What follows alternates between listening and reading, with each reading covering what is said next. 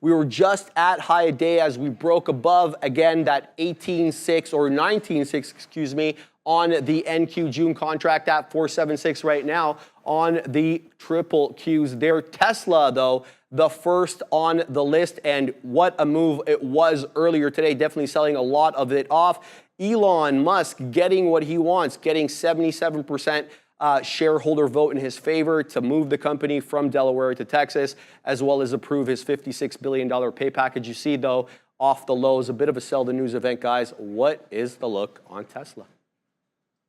Well, I should be short this right now, but you know, sometimes things happen and you make mistakes. I'll put my hand up, and yeah, it's obviously been a sell the news event, and my only good trade on it, because I got to that last winning short at a horrible stop level, is going to actually be a long, which is strange, but sometimes that's how it is. And if you're patient about things enough, everybody, then you can wait for a key level, and then you can be fortunate that it bounces off a key level. And then if you're in a downward trend, you might be able to escape with a long that doesn't end up a disaster. So that was the case this morning off the 180 level. Double bottom on Tesla at that 180 yesterday. Obviously, it's going to be a big one coming into today. If we come to the chart, I did have it really early. This is 9:35. We bounced off that 180.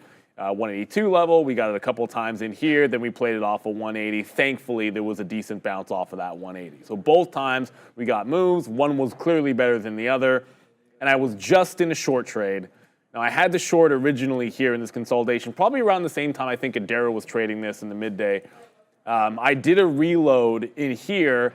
And so when I added to my position, here, my idea was to adjust my stop from 180 to the lower high. That's not what I actually ended up doing. I adjusted it to the wrong level, kind of punched out, was in the middle of doing something else, getting ready for the afternoon show, realized my mistake, and then tried to jump back into the trade and didn't get it. So this is now gone without me. I can cancel my order. I'm only in a Shopify short. Obi's in, I'm assuming you're in this as well, the Shopify, which I can't wait to talk about the Shopify idea because it was almost like a collabo. We kind of saw the same thing, but we saw it differently, and we'll explain that later. But they're selling it off today on Tesla. Not the best sign in the world. However, let's remember, it's still got that 168 and the 50-period moving average, which is held like an absolute champion the last little bit here. So I think next week, you're still going to have that 50-period to contend with. You're going to have the 170, the 168 to contend with. But I think it's a sell unless we're breaking back out above 180.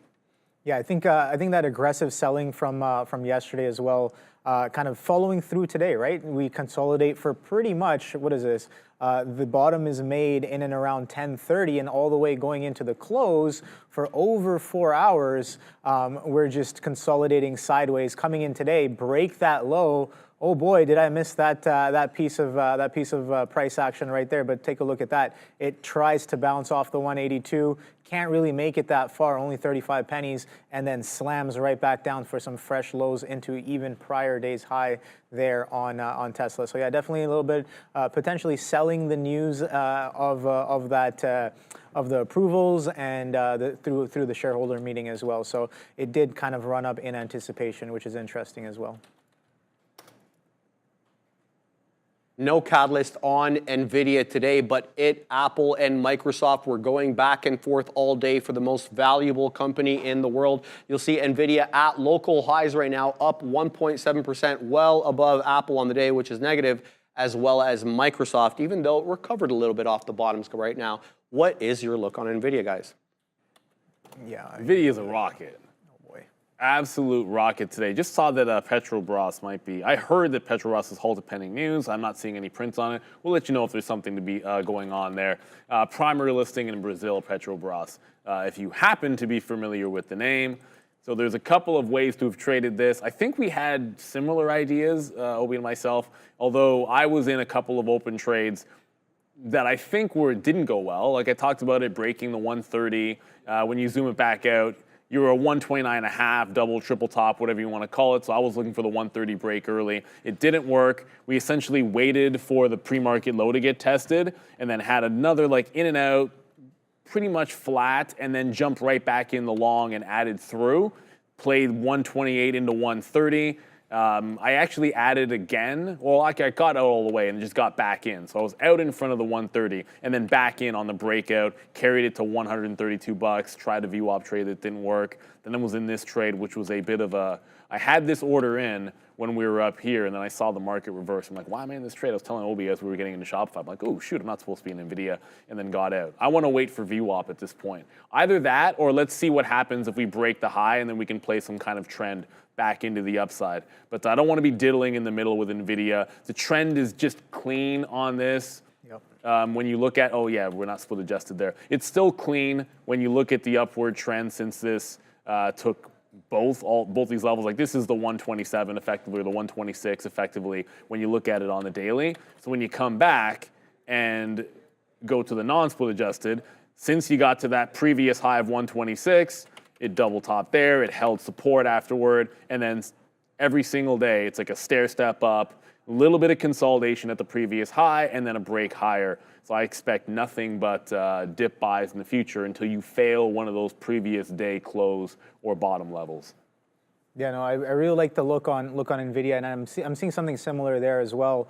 Kind of at post split, we kind of consolidate sideways with a high near 125s, or 125s right there, and then you kind of have a strong day consolidation and a continuation today as well. So yeah, it was a solid move in the morning session. Attempted to break pre-market highs. We got up to 133s, not quite, with a 132.80s high. Nice little pullback as well right here on Nvidia, all the way back down to 129, where we saw and observed that volume kind of churning, a lot of blocks moving in this price range, and it comes right back in and catches a bid again for an attempt again at pre-market day highs now, reclaiming VWAP as well at that 131, where again we observed a lot of action at that 131 again. So yeah, let's see if it kind of pushes towards highs. The trend is very strong going into a Friday. I'm going to continue watching this. I kind of missed out on the reversion trade, and then a bit of a capitulatory move there as it kind of accelerates through 130 right onto 129. Doesn't really get there, wipes right back and reclaims VWAP for an attempt at high a day. But great price action indeed. Lots of opportunities on Nvidia today. Roaring Kitty adding to his position overnight. Still unclear whether he exercised some of those options or added equities. In any event, it makes him one of the biggest shareholders in the name around, and that had, a lot of people talking. He sold off a little bit on the day, trying to recover right now, coming into local resistance area. Guys, what's the look on GameStop? GameStop? Maybe this is more of like I know I probably should be in the Tesla short, but this is like a maybe I should be in GameStop right now. Not a complete slam dunk, but we like the $28 level this morning. We talked about this having two pretty key prices. It's pretty obvious when you look at yesterday's trade. You have double top resistance early, and then you have support at 28, and then you have this high just above 30 and a half. So unless you're looking short at the top, which admittedly I was not, you wait for it to get down to that 28. Bounced the first time. We got the good scalp trade into 28.75. I think was our best fill. Tried it again. That didn't work. Could have come back to this trade. Because the lesson of the day today, and I'm not talking about mine, I'm talking about the midday show, we talk about rounded bottoms. There's a lot of ways that it can play out, but visually it's a simple thing. You essentially just start making lower lows into making lower highs, and ideally at a key level. Well, what do you see here? 28, 27.5, 27.40, 27.75, back into 28. Like once it regains, like here's this bid right here. Once it regains that 28, you've now established like 3 higher lows at a key price level. There's a long in there somewhere. It's not always the easiest thing to jump in when a stock has been downtrending. But if we like the $28 level, what more are you going to ask for to try to get something in there on GameStop? Maybe we'll play off a VWAP here. I would not be surprised if it made a late day rally because it's Friday and not much else is going on. And sometimes that's all it takes for a squeeze name to go squeezing into the afternoon.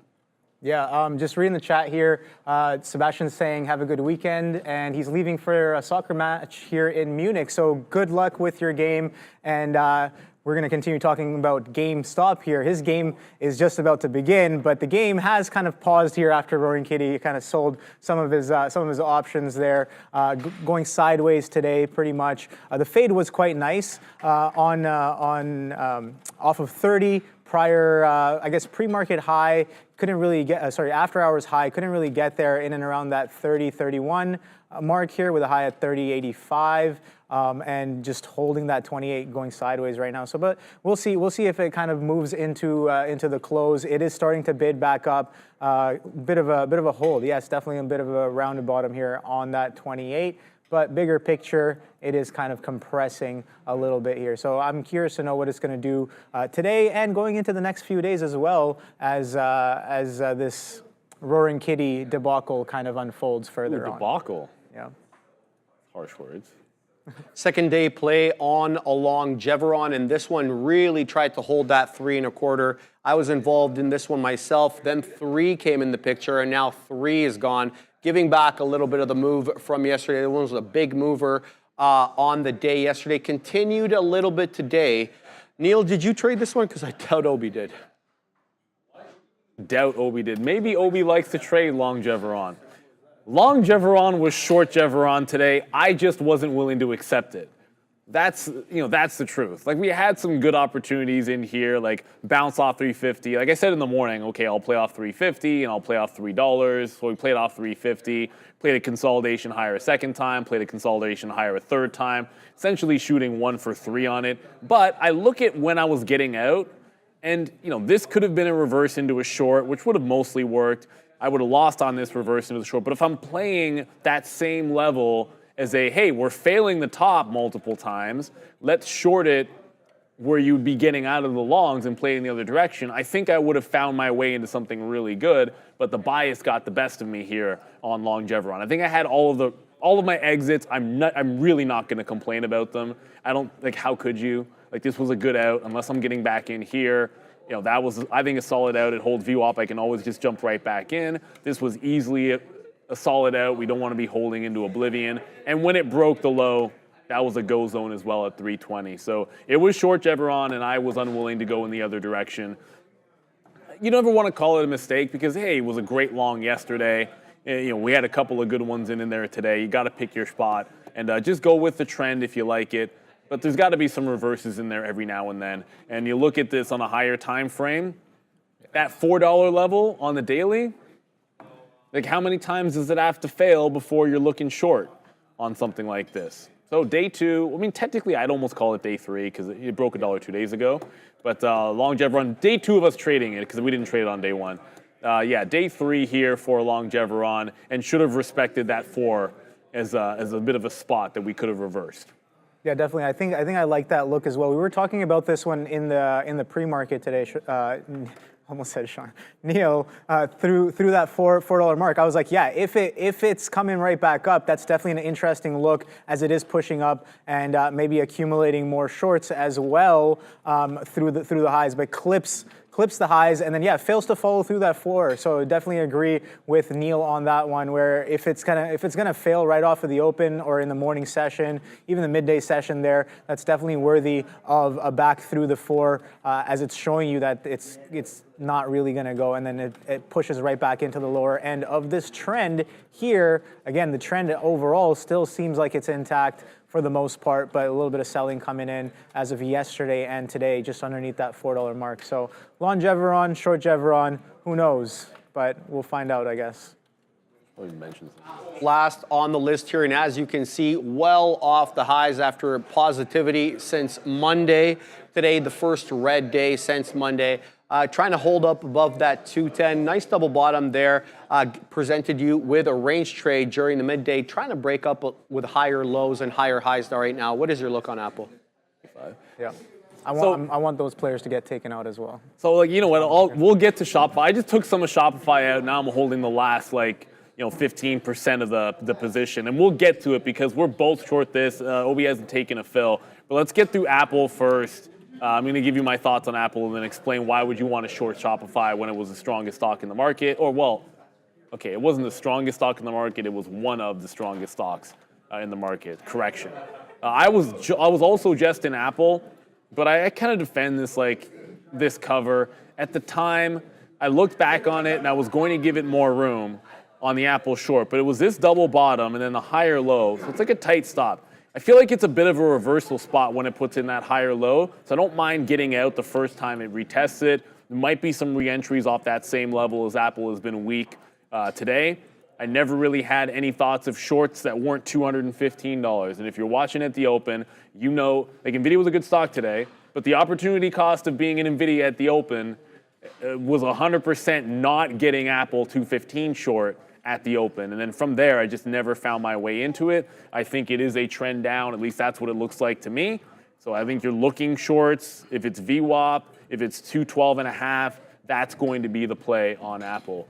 I know you got some thoughts on Apple as well. Then we get to talk about this fun Shopify trade. Yeah, definitely. Apple, I guess it was pointed out that it's kind of, we were talking about it earlier as well. I think it was mentioned on the midday show as well. We went over to this chart and I was just like, yeah, look at that trend down, potential flat bottom break, absolutely looking beautiful there. So I guess I did take a trade on it during the midday here. I can just pull it up right here, but not really the best position management, I would say, from myself here. I guess short on the hold of the trend here, just at the lower high, just risking slightly above, and I'm like, all right, I cover most of it into the bottom here, and I step away, just leaving just a tiny bit, you know, just a scotch on for the rest of it, and it pretty much goes about 2 points further down off of the entry, and I was like, oh boy, definitely should have held some of it for a little bit of the move. And look at that, it's just consolidating above or in and around prior day's low. So yeah, nice little flat bottom break. The trend was quite nice, and then we did break and go sideways, but Apple downtrending a little bit on the day after that crazy move that we had over the past few days. You can see that we did accelerate all the way up to 220s and then taking some lower highs back down to revert some of that move here on a bigger picture mark on Apple. So with all of that, I promise we talk about Shopify here. Shopify, rocket ship, all of that good stuff that we've been talking about since it got through that $60 level. Super strong name. It was even on the watch list for an upgrade today. But all good things, it's not come to an end, but all good things reverse at some point. So there's one red day on Shopify going back to May 28th. Starting on May 28th. Yesterday was your only red day. And if then, all it did, it was essentially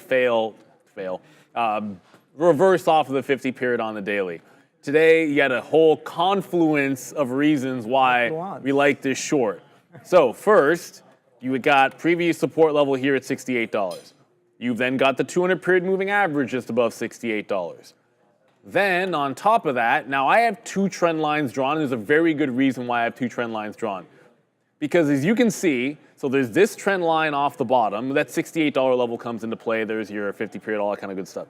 But you have this trend line from the open, which I typically draw, and I did draw this one for my entry on the short trade.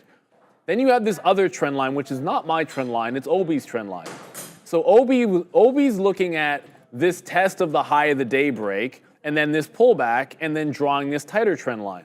So if I'm not mistaken, this broke down about right here for an entry off of 68.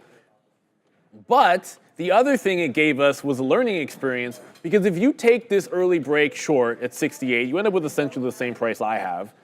But as it's gliding above this top of the trend, it then holds, kind of fails the top of it right here. An opportunity to add at about 15s with a 5-cent stop was available if you're looking at both of these trend lines, which I kind of was trading off the other one. I wait till it breaks this one for good. We short it to the first support, second support. It then rolls over. We wait for this support level in here. Now I'm holding through VWAP for like somewhere in the opening range. So when looking for a turnaround trade, if something has, I like to call it like a linear move to the upside, it's not parabolic at any point. I look for a break of the trend. This is something we even talked about with Chris Brecher on the aftermarket show a couple of times. Linear move up, break of trend line. Until that happens, wherever your trend is, both of them would have worked. Then you play it back down in. The market pulling back is certainly going to help. I'm not letting this get back above 67.60. if it wants to retest the high, I can always get back into position. So I'm now trailing this position here on Shopify, and I know you're in the same thing. Yeah, it hasn't updated the position board for me, but yeah, I definitely had the idea of taking the break of trend because the morning trend was quite strong. Again, pointed out during the midday show, Shopify definitely giving us a bit of a discount here with this pullback, yeah, so this is the trend line that I have. I'm like, all right, well, we broke out of the morning range highs, and then it didn't really act as a resistance. Where does it not act as resistance? When the bid is supported, so I draw my trend line off of that action, and I'm like, okay, this is quite aggressive. There's definitely players that are getting long on this breakout trade, and it's trending very cleanly to the upside, so I want to take the trade if and when those players get taken out. And yeah, Neil is 100% right. There is a higher, higher frame or a bigger picture trend line as well, and I'm looking for those guys to get taken out as well. So that happened quite aggressively, Neil, right? When that 68 comes right back in, that sell, it goes straight down to 67.70s, 67.80s, almost within seconds. So I'm like, all right, that's confirmation that, yeah, we are taking those players out. Those players are rushing for the bid and getting out of their longs. So I'm like, all right, where are we going to revert to? Next stop, prior consolidation. Next stop, prior high. VWAP confluence as well. And then now we're kind of getting down a little bit further, giving up a lot of the move there. So I was looking for places to add on this trade. I was talking to Neil. I'm like, all right, well, I did get in, but where can I get bigger on this trade since it has such a stacked confluence? And I'm looking at it screaming at me right in the face right here on the breakdown of 67.67 or whatever, this 67.60s level right here. It attempts for a bounce. It can't really get there. And then you have a doji that just closes right there with like a 3 or 4 penny range, and then you break that consolidation. So that definitely, I missed out on the ad in that consolidation breakdown as well. But now we're at VWAP and chopping and churning in and around VWAP. So let's see whether or not we can continue further, or VWAP. You can see that VWAP has had a bid pretty much all day. Let's see if that bid stays strong. Again, Shopify, when you look at the daily chart, it is quite strong. On the daily, we've been in a multi-day or multi-frame uptrend since earnings. You can see nice little rounded bottom here. We're talking about rounded bottoms on the midday. Nice little rounded bottom post earnings, and we break through that that earnings day one high as well, pushing right back into prior support levels, right? This was a support level prior to the quadunk that we had off of earnings. So I'm like, all right, maybe in and around here, 68s. Let's see if that if the selling kind of comes in. Is it a place where support turns into resistance? And it did kind of work out there, and the market kind of pushing right back up there. So let's see what we do with this VWAP here in and around that 67. But yeah, I got a little lucky on that trade when that trend breaks. Did not expect it to come in that hot and fast, but I guess it did. And yeah, Shopify on a bit of a discount, it would seem, off of that price action. You know. Hot and fast. You know what hasn't been either one of those things, but in some ways has also been very impressive. Like for a stock to not move pretty much all day long, yet be incredibly impressive is a difficult thing. Adobe is more or less that. Look where it held in the aftermarket. Look where it held at the open. Look where it held pretty much all day long. I understand it's under VWAP, so clearly you have an obvious equilibrium. You probably got some profit takers that every time it gets to VWAP, like someone's taking profit and selling it, but there's enough buyers that like what happened on their report that it's just chilling out at the $525 level. On the higher time frame, I'm going to be a fan of something like this when it holds above 520. We talked about this last night with Daniel Shea. Like if something like this holds 520, it looks really good in the 200 periods. I think Adobe's looking really good. There is this that LRHC. Remember what we were talking about? Yes. About that LHRC. So anyways, so this stock is going into an uphold. And as I was trading this, so as I was trading this, I was like, oh, this is just a standard halt up above $1, goes into a halt down, and I'll just short it underneath the $1 level with a stop at the halt levels, right? So I'm just going to short it in here and then stop out if it violates the halt support from before. Kind of a simple trade where I'm not really risking a heck of a lot, but if it flushes, it goes back down to 70 to 80. And then as I was getting out of the trade, I turned to Obi and said, you know what's really stupid? well, besides myself on that trade, is I didn't really zoom out. Now, if you zoom out on this stock, what you'll see is this is not something that was trending down underneath $1. Like if this had been under $1 for months, where it's holding underneath like 80s and 70s, and you've got all kinds of price action underneath the dollar level, that's one thing to take that fail. But what you actually have here is something that failed $1 2 days ago after having it as support and is now breaking it back. It just failed the level and is back out above. So the risk to reward is just better for the long in my estimation in that situation. I've traded penny stocks back in the day, so I should know better there. I didn't even zoom out. I was like, oh, let's just play the reopen, risk 5 or 6 cents and see if we can't make 20. That's entirely where my head was at.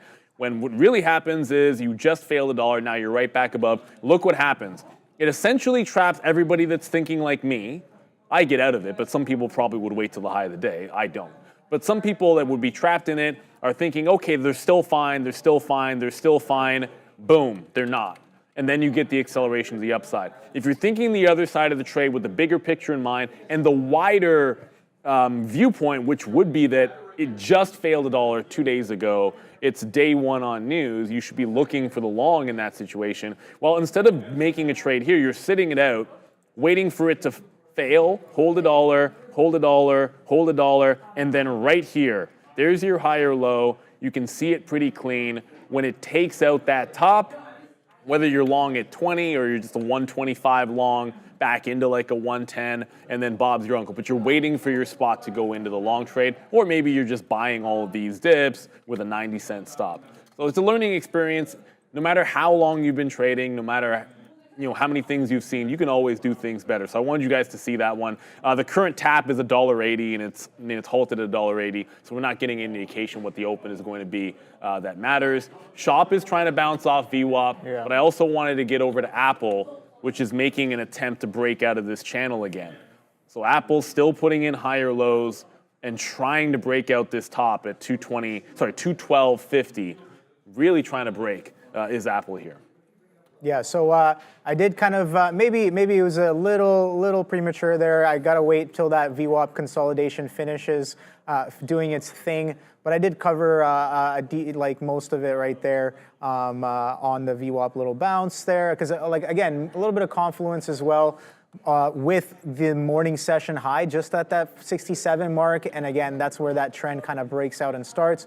But again, if we keep taking players out incrementally, where this tight trend gets taken out, this wider trend gets taken out, this consolidation gets taken out, this breakout gets taken out, this consolidation gets taken out, and now potentially, if we're going to continue in that pattern of behavior, then I'm thinking, does VWAP get taken out? Do the players who took this breakout get taken out? Or what about this consolidation down here? Now, I know that some people also like to use 2-day VWAP. So I went back another day and I'm like, all right, what's the VWAP from yesterday and how does it carry over into today? And it comes in right at 66.20s. But something to note here that was pretty strong for taking the longs there. And again, if I had seen this earlier, I might have tried the long as well. Look at this triple bottom here at 65 halves. In the pre-market, you double bottom at that price. They have a catalyst this morning, bit of an upgrade. You can see down here, it is doing some RVOL in the pre-market,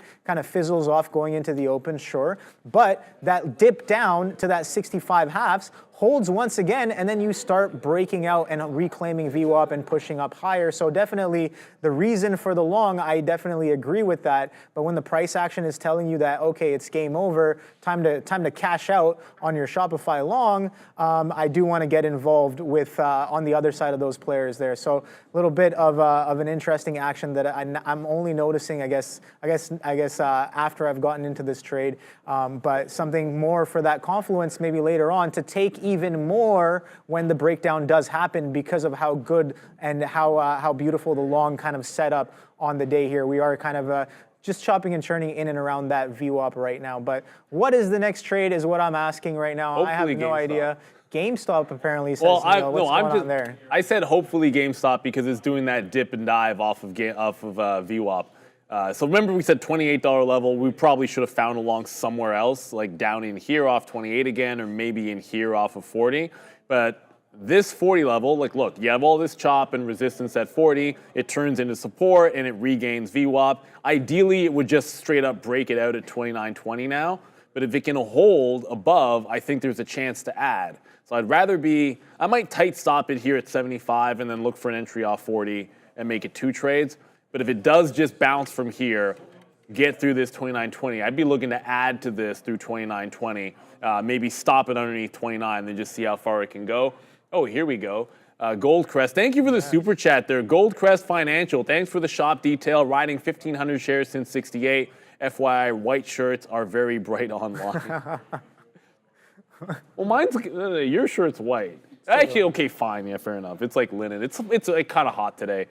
I'm probably not even going to walk to the station. I'm going to take the subway to the station. Sometimes I'll walk down to Union Station just because it's good weather.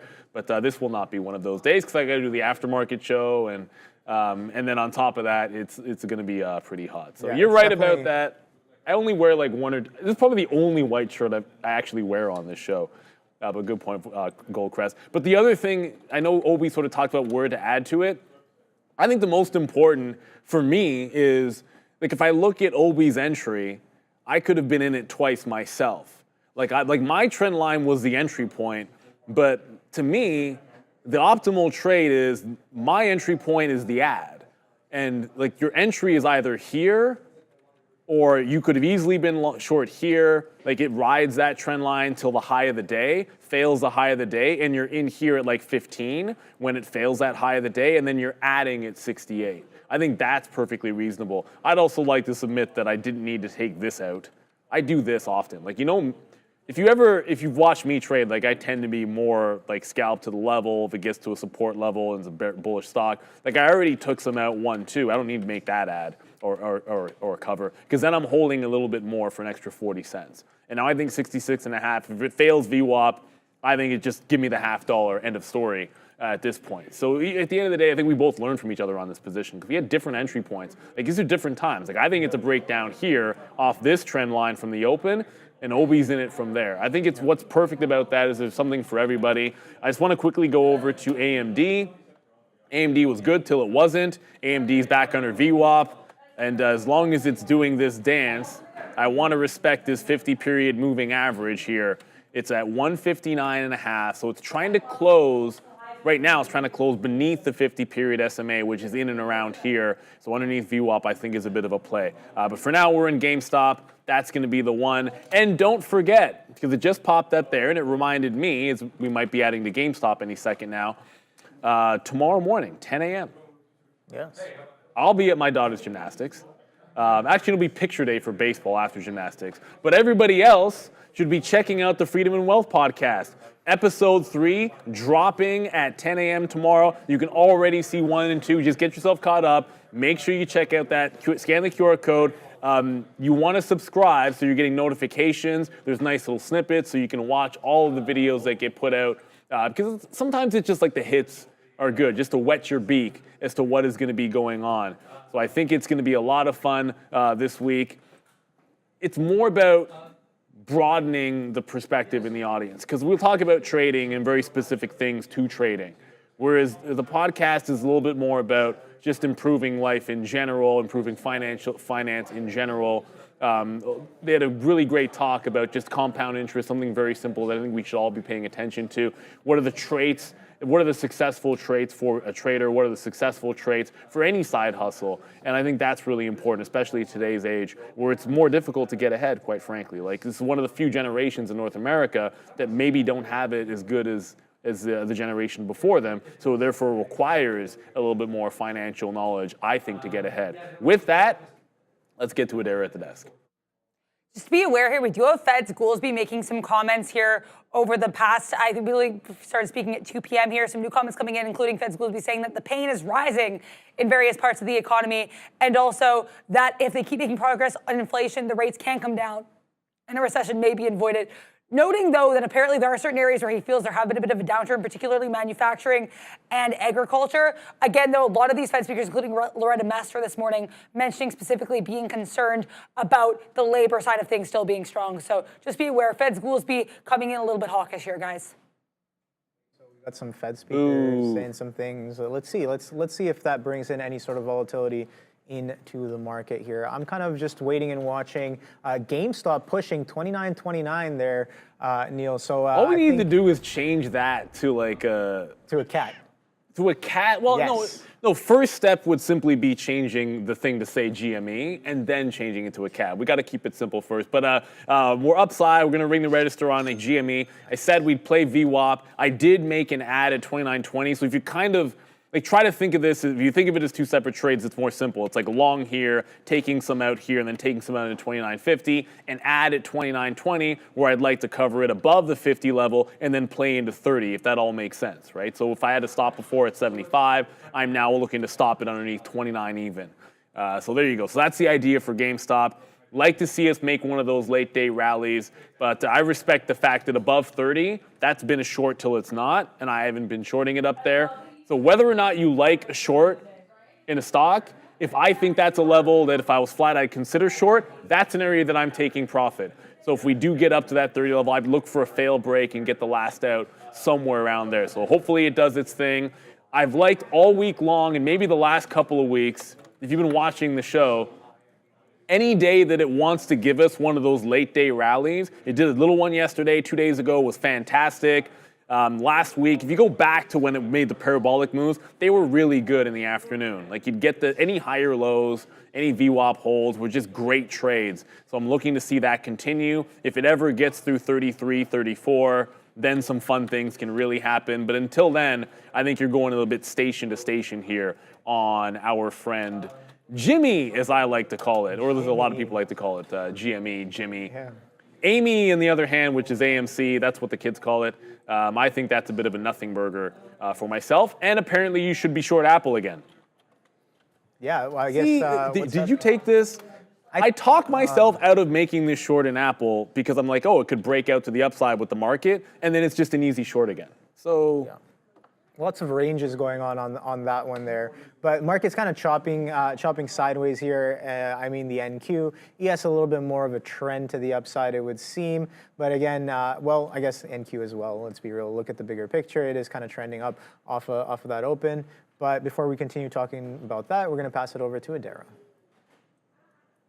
Keep an eye on the DXY here as comments from Fed Goolsby continue. Fed Goolsby actually mentioning the dollar here. I just have the 5-minute chart up. Fed Goolsby saying that as these European countries cut their rates, we could see a bit of an increase for the DXY. So just something to note here. Fed Goolsby saying that these cuts from rates in other countries could be bullish for the dollar, guys. Yeah. So. Thank you, Adara. I gotta be real. Like we're actually talking through this Shopify because we happen to be in the same position. So what's interesting, it doesn't happen very often where you have two people that were in the same position and got into it in a different way and have a different perspective on it, which is exactly what is the case here between the two of us. Because I was basically saying I agree. Like this is an ad in here for sure, but I was like I don't know if I would be adding here off of VWAP. I'd probably be looking for something maybe like popping back in to like this 40 level or something. But yeah, like Obi was saying, good add to this one. I'm still holding out for 66.5, and we're in GameStop. Tam Panda just said, look at Broadcom. Okay. So look. Day 2 earnings? Yeah, I mean, Broadcom, I'm not going to, it's an absolute monster. You got the split. The split's going to happen. It'll be glorious when we get to trade this at $175 or maybe at this time. By the time it gets to the split, we could be trading at $200 for all I know, the way that this thing is going. But we don't, it's $17.50. So in terms of risk to reward, it's really difficult for a day trader to trade this the way they would normally trade. It's just it. Like I've told the story before. The one time that I traded Amazon when it was like $2,200 and had a trade that was right, but I still lost anyways because I just didn't manage the risk properly. And I was like, yeah, I'm not doing this anymore. There's plenty of other names I can trade with setups like that that'll be fine.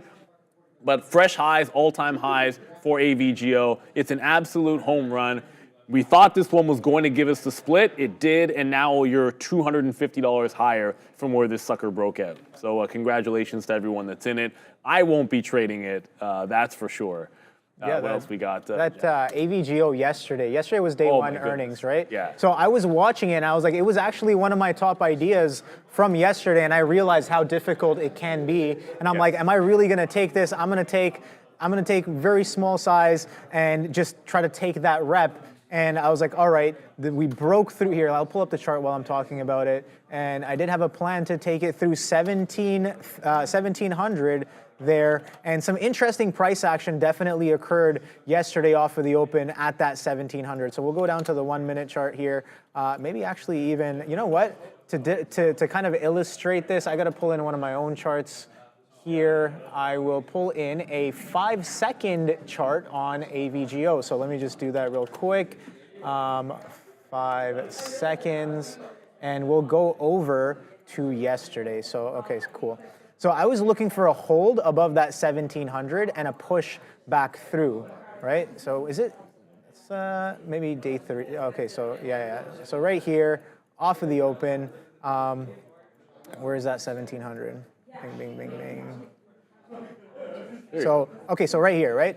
So you drop down off of the open. Now remember, this is a 5-second chart. Each bar is 5 seconds long. And I'm like, all right, we fail off of the open. I'm looking for a dip to get bought. You know, it's gapped. I'm looking for the gap give and go. Trade here, back through that 17. That initial consolidation as well. Nice little whole rounded number as well. So I'm like, all right, cool. Let's wait to see something distinctly different on the bid to get us involved into this trade. So comes back in, pops up, goes about 2 points. Again, the spread on this ticker at times is anywhere between 2 to 3 points. So I'm like, all right, well, you got to give it some wide risk. That's what it deserves. It's a $1,700 ticker. And then on this reclaim right here, the bid was sitting at 1725, 1710. It would not drop below 17.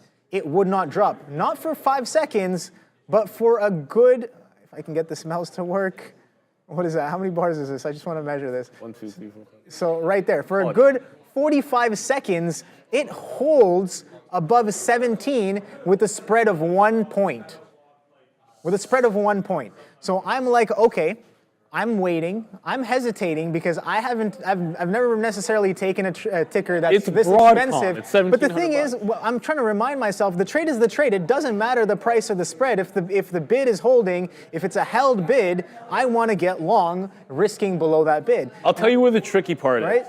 So in this happened to me. We had someone in the chat just saying now, they traded Broadcom, lost on it, and then went on their no-fly zone. I had the experience in Amazon when it went on my no-fly zone, and I've traded SMCI a few times, but the first time I traded SMCI, even though I made a winning trade on it, I remember I saw the setup, everything lined up, I took the trade, it was essentially a trend trade off of VWAP, and when I got into position on the stock and the way that it moved, and I had my place to add, I looked at how it moved and I looked at where I was getting filled, and I was like, that is not remotely what I was expecting to get for an execution. I got a lucky fill inside the spread. It opened up way bigger of a spread at the time I needed to get the fill than I was anticipating. And what I judged was, if I lost on that trade, there's a good chance I was losing twice as much as I expected in terms of slippage. Yeah. And then so I needed to figure out a different execution plan because I'd never traded it before. And then I came up with one. And then the next time I traded SMCI, like 2 months later, it was a little bit better of an opportunity. Yeah. If you've never traded a $1,700 stock before, you don't know till you take a fill. And I remember sometimes that's just how it is. Yeah, I think the initial idea, I don't know, I still have, again, I was talking to one of our managers about this, and I was like, well, I think the appropriate stop is anywhere between 5 to 10 points.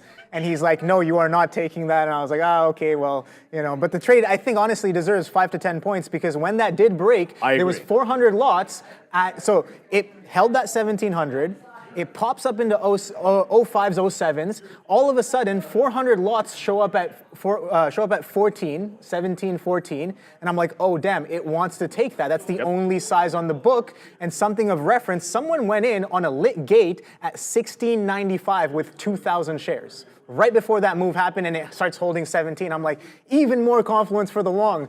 And I hesitate for way too long, but the trader was there, takes out that size at 14, instantly rips up to 1730s, and I'm like, oh boy, even if I risk 10 points, that's a 3-to-1 trade if I hold for that. Too, right? So I'm like, okay, well and like you can see the size on the book that's going through. You can take a 1 lot, you can take a 5 lot, you can even take a 10 lot and still get filled. So I was just like, all right, well, you know what? Maybe with a little bit more risk allotment, I will eventually be able to take trades on said vehicles. Well, you won't have to worry about it. It's going to be 170. Well, I think exactly. by the time we get to the split, it'll be like 180, 190 or something like that. We got. Oh, I like this one. White Nubian King. Grinder up 10%. We'll get to that in a second, but I just wanted to quickly go over to GameStop because I hit that ape thing, but it's GameStop, so we'll hit something else. So we had VWAP bounce. So here's your bounce back of regaining VWAP. We take that long. We add to it when it breaks the consolidation. When I add to it, I say my new stop is 29. When we get targets out of this trade, it bounces off 29, so I'm like, I'm buying a 29. If my stop is 29, and that's a place to add on a trend, then I'm going to add on the trend with a tight stop. We then scalp out again, 15 and then 20 cents, still holding for the move into 29.60. So all of that's going on in GameStop, and now I don't mind looking at anything that is up. So what was that? What was the symbol I just said I was going to look at? Now I already forget. It was GRND. It's not really moving that much. Am I wrong about that? 7%. It's not up 10%. It's only up 7%, and it's trending back down. It's kind of not really going to be my cup of tea. Got to watch out for Shopify here. So let's imagine a world in which you added to a position here. If I'm adding to a position here, which I think is a reasonable decision, like before it gets into VWAP, I'm probably trailing it to here. If this gets back above like 25, I'm not. We call it looking a gift horse in the mouth. Why do I have I have to ask myself why I have a PayPal stop. I must have wanted to trade PayPal during lunch, never put the trade on, and then just canceled that stop order. I'm going to go and look at PayPal in a second and figure out why I wanted to trade PayPal. But if this gets back above, say, the 26 level, I'm just going to get out of the trade and accept the fact that this is catching a bid where there was the start of OB's trend line, which was right in here at this 66.75. I'm expecting a bit of a bounce there. It's funny. Like I have my target out in front of when this was breaking out from like the trend line I was using, and you're expecting a bounce there. To me, if it holds that, I'm just going to jump out of the trade. I don't know if you're still going to hold it. Now I really want to look at PayPal in a second, but Zahara wants us to look at Palantir apparently really badly, and Julia is saying Novavax. Julia, you only put it in there once. No need to spam the chat, everybody. And NVAX, I already kind of know what I'm going to say. So I'll start there while I think about Palantir. I only know this because I was looking at NVAX pretty much every single day this week. And that $15 flat break, there's nothing wrong with the V-shaped recovery, right? So looking pretty bullish today, V-shaped recovery, higher low. But then you see this flat bottom break at $15. That support level, maybe I can do this. Let's just pull up my trade ideas. If that doesn't want to go, we'll go trade ideas, NVAX, and I'll drop this down so you can see this daily chart. So at the $15 level was a very, very long consolidation before it broke out. So on the way back to lose the 15, I do not like any long until probably like $11.50, $10, unless it's regaining the $15 level. Like that would be my approach. You can I guess you can day trade if you find like one of these like little double bottoms in here, so it makes a bottom at 13.5. You're long 13.6 with a 10-cent stop or something like that's good. Or like a VWAP scalp trade, those can work. But really trend-wise, until it's back above that $15 level, I'm considering it a flat bottom break and it's resistance short underneath 15 on a bigger time frame level for me on Novavax. And for Palantir, I don't have the hat because it's Sean's hat, but this is the moment. So Sean's at a tournament in Ancaster coaching his daughter's softball this weekend. But I know, like, if he was here, he'd probably slap the hat on right now for what happened on Palantir. My lesson of the day was Google and Microsoft very simplistic liquidity grab breakout trades. I don't know that Palantir was a clean breakout trade, but it was a pretty clean liquidity grab underneath the pre-market low. And then from there, what did it do? So there's your... I like the uptrend because it failed the pre-market and then immediately started making higher lows. That's trapping shorts. What does Palantir do after that? Oh, hold around VWAP, bounce off VWAP, bounce off VWAP, and now you can't get VWAP anymore. It's gone. Yeah. When you see a long setup or like something that makes you bullish on a stock, in this case, it's a look grab underneath, you pull out the higher time frame of the chart, and what do you see? triple bottom, hold a 50 period, higher low. So the trend is still very much up since the hold of the 50 period. So you got a trend up stock that liquidity grabs underneath the pre-market low and then starts trending up. Find the long. If you're watching this stock, find the long. Long off VWAP if you like it. Bounce off of the previous high opening range top here, 23 quarters. Hold a 23 quarter, higher low, grab that long. Retest that same level, grab that long. This is exactly the kind of thing as a day trader. I wasn't watching Palantir, so I can't pretend I made these trades. But if you're watching this, that's what you like. Everything after that, I probably can't find a long in there, but that's reasonable, that's harder, that's really, really low-hanging fruit. Like right in here, see how strong this is? Like every day trader and their mother trading Palantir is probably long 23, between 23.10 and 23.15. Like I bet you if Luis in Barcelona, who owns a real trading office, I bet you if he's long, his group is long, they're probably longs in here and longs in there. That's how they roll. So back to some other trades. I wanted to make sure we're talking about the names you guys are mentioning. Palantir. GameStop still holding above VWAP, not breaking this 29.40, however. So I'm still going to stop it out underneath 29 at this point. My last entry was in here, and it just cannot seem to break that 40. If it breaks it, I'm waiting till 60 to get some out, but I do not want to fight it too much. If I'm long GME, what do I think about Faraday? I'll throw it to Obi. I have not looked at Faraday in a couple of days, so I'll let Obi wax poetic about why we should have more shop short. Yeah. As I will go over Faraday Future. Again, I'm kind of, I guess, reminiscing about these entries here. I had that, again, Neil talked about this, initial entry on the initial break of the trend.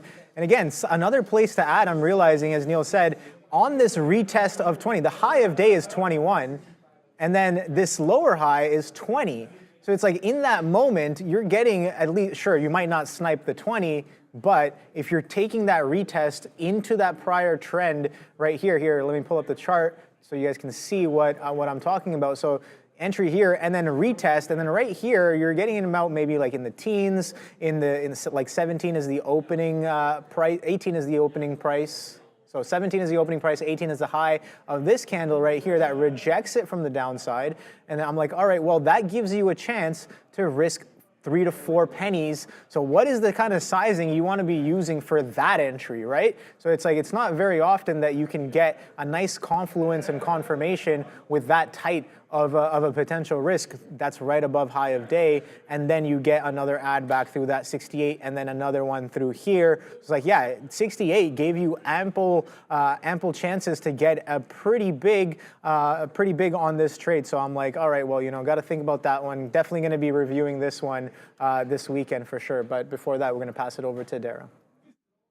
Just a quick review here of some comments from Feds Goolsby, because he said quite a few things that are worth mentioning and going over here.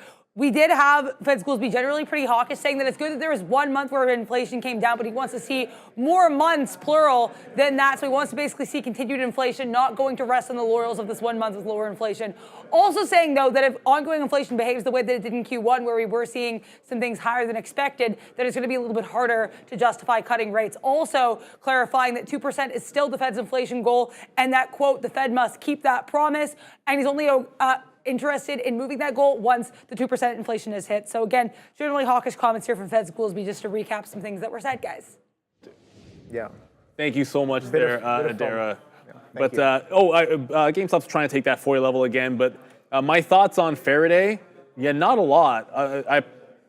Canadians love to apologize, and I'm going to be sorry to say that unless you are long at 50 cents, pretty much, or at 49 maybe, like 49.50, I don't see what you're doing here. If it breaks 58 or 60, there might be something. I do love the fact, what I like about this setup at least is it's clearly rejecting 75 cents. I think we can all see that. But it's been bouncing off the 50 cent level pretty well without completely falling apart.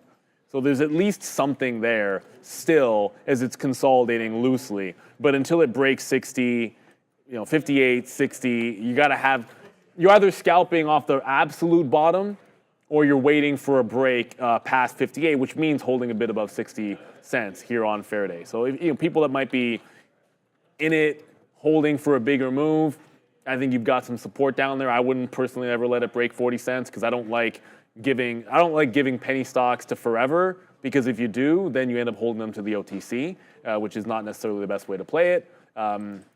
I've made all those mistakes in my past before, like bag holding penny stocks that you were in the money deep for you, and it doesn't make any sense. So you might have something holding this 50, but there's no action on it. GameStop's moving today. AMC kind of moved a little bit earlier. So GameStop, I want this fill at the 60s. I'm actually sitting at like 60, actually at 63. But if it curls here, I'll probably just try to grab it out literally at 50. As I just should probably cancel. There's a refresher at 50. I should have just taken that 49 instead of thinking about it for a split second. So I'm just going to grab that 49 instead of like 60s, and then we'll let it run here. It's not nearly as strong as I expected. And I appreciate the super chat there, Zara. We appreciate you there. We'll always try to answer your questions best of our abilities. Some days are more active than others. I feel like on a Friday in the afternoon, the market's gliding off highs, but there aren't obvious entries. We like that Shopify. GameStop above VWAP. I'm not seeing a bunch else that I'm in love with, but yeah, we'll love answering your questions. And on the aftermarket show, stick around. Market recap. And Darren and I are going to get to do some Q&A. So if you have questions you want to ask about, swing trades or just general charts or just the stock, like what do you think of it? Great time to do it. Ask Adara how her trading has gone the week, or you can ask me whatever you want. We'll have some fun with it. So think of those. Stick around for the aftermarket recap show with myself and Adara at the desk. It should be a fun one. And then, of course, I see a lot of people talking about Microsoft as well. Yep. Market's kind of strong here. Is where some of the comments coming in. Ian Respeto with the super chat here.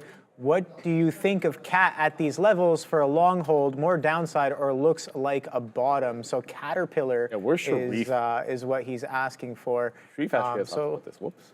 Yeah, Sharif is a Caterpillar. No, we both hold it, but he's like, I know I don't want to speak for Sharif, but he actually just left, and we have talked about the stock, so it's not like I don't know what he's thinking, but for him it's more of a trade, whereas like I own this one.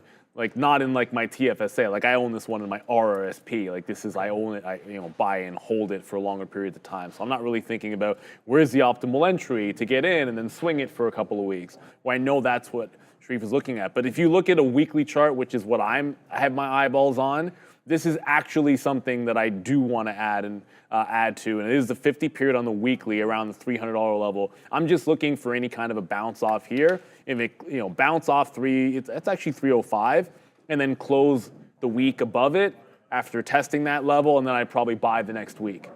But it's just a place to add. At this particular point, anybody with a portfolio has probably gotten ridiculously overweight in tech stocks because of the way that they've appreciated. So you can either sell those things or put new money to work in something that you think is a little bit different. So for myself, I am looking to add to my Caterpillar position. I know Sharif is looking at something similar for a swing basis, which I think is good as well. Good looking chart today. I always love when you see this, and we talked about this with Raider Trader yesterday. Like you have a stock which is lit grabbing and then recovering, right? Like if you want to buy a stock and you think, oh, I like this as it's coming down, then a pattern like this isn't the end of the world because you're breaking the bottom, always finding a low and then recovering all the way.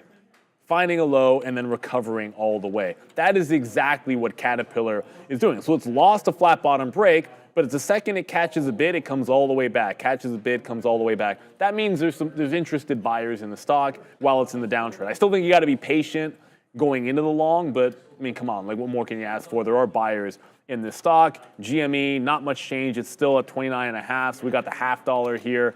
I'm still looking for that full buck on GME, where I'm getting out. I don't need this thing failing 30 for like the third day in a row and not covering. Yeah, I'm just watching the market here. So we did take a nice little flush down. I was watching the tape here on Nvidia. Some strong reds coming in, and then we instantly kind of rebid back up. So is that some significant buying? I have no idea, but something I do want to note here, Neil, is that Apple. We were talking about Apple with the range trade, and oh boy, look at this range that's been going on between this 12 halves and this 11 halves right here, 1180s it would seem. So it just keeps on getting knocked around.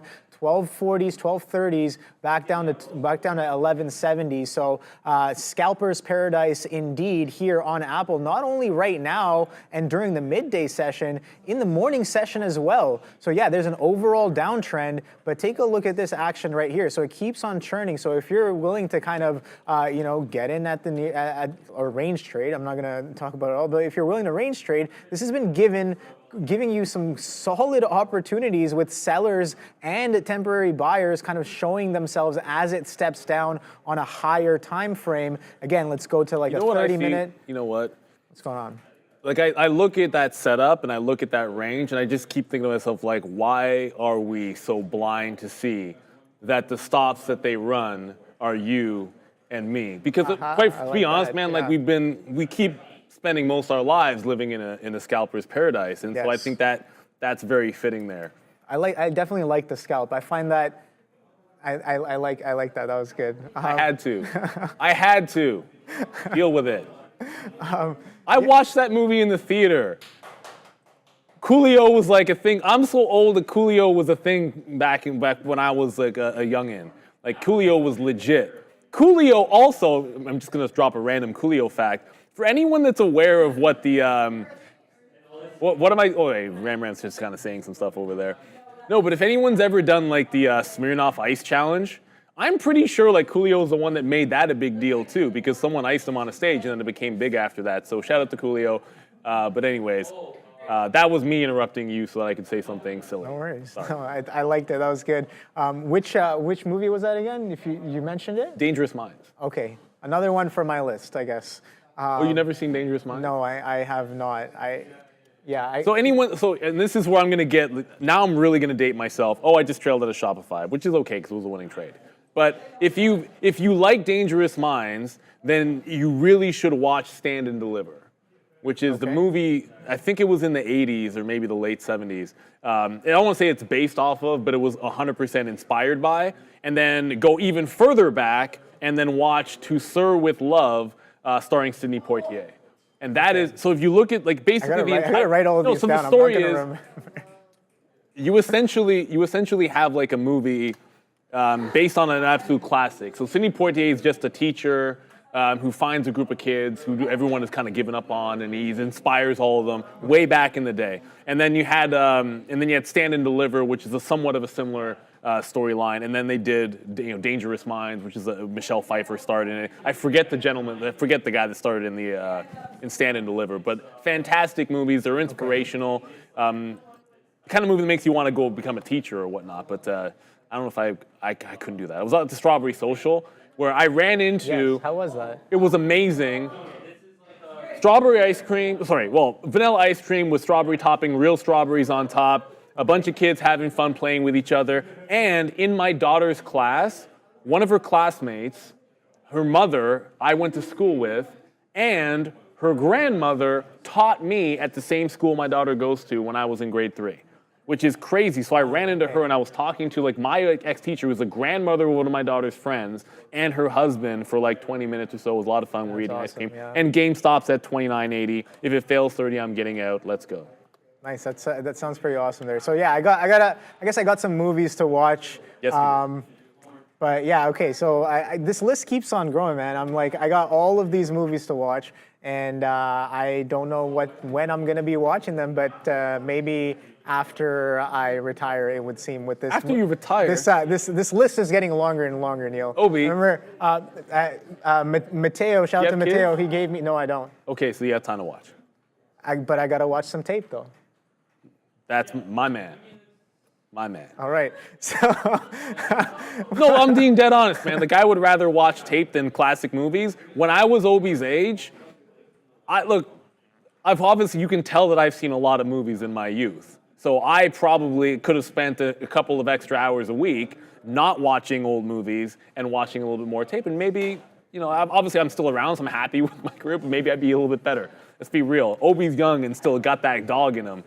So there you go. Yeah, we're starting to stall out at that 30. This is where all the apes always hate me.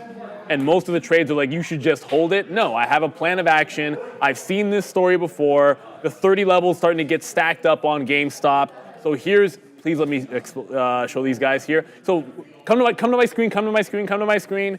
I just got out because everything from 85 to like right into the evens was just stacked offer, right in front of my level. So I'm just getting out when I see that.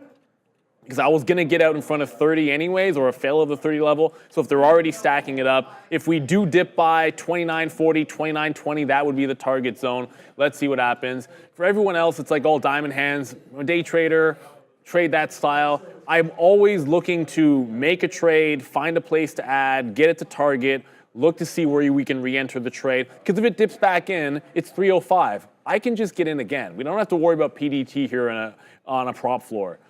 So I'm not limited to the amount of trades that we can make, or nor is anybody here. Like Obi can get in and out of Shopify as many times as he wants today. You know, you can always find a way back into the trend. So it's just my style of the trade. You want me to keep it on the level 2 of... I find not everybody can understand the level 2, and I have mine full screen so you guys can always see it there. But it'll chew through orders like that. It's just the way that it was stacking up. And when I saw that start to happen, right around my target, I just get out in front of the first one that I saw, which was at like 85. So that's why you see me getting out right here at 84. I just got out right in front of that 85 one. It ended up going to like 90, 93 here, but I'm out anyways. That was my target. We got our target. We got our dip buy.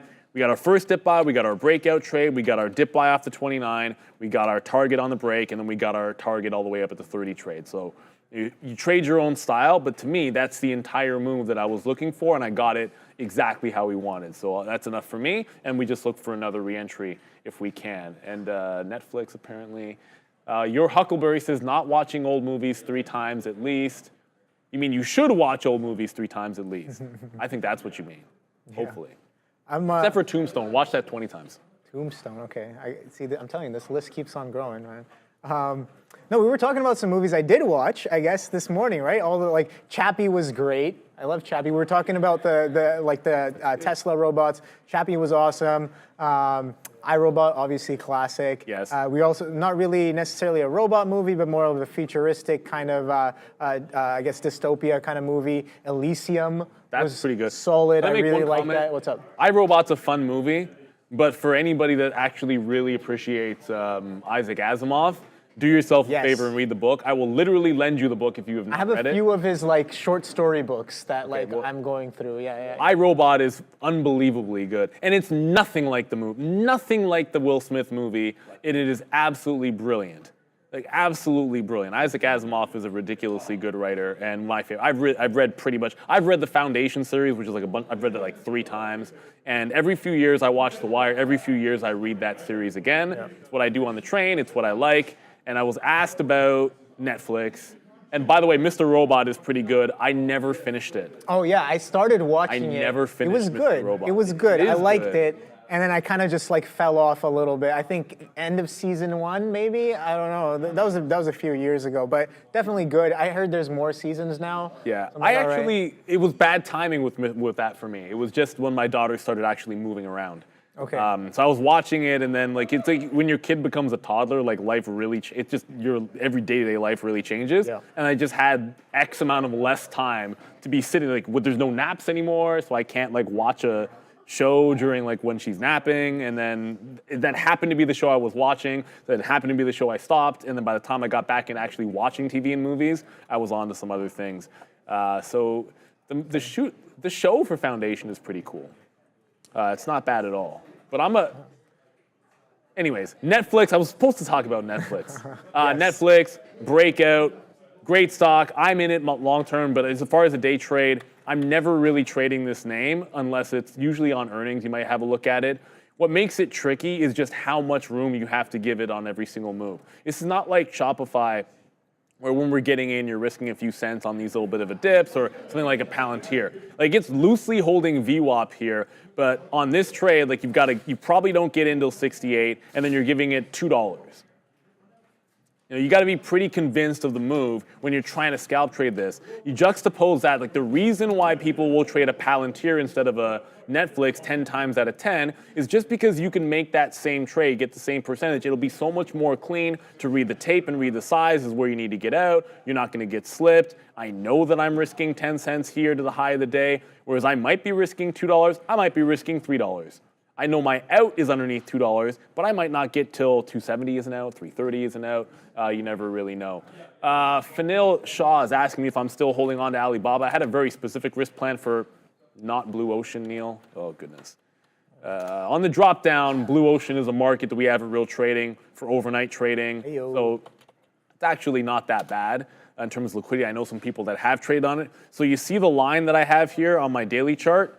So anyone that was following Alibaba, I had 2 entries into Alibaba, one which I think was about the same as Sean off the $70 level, and then I was an adder here above $80.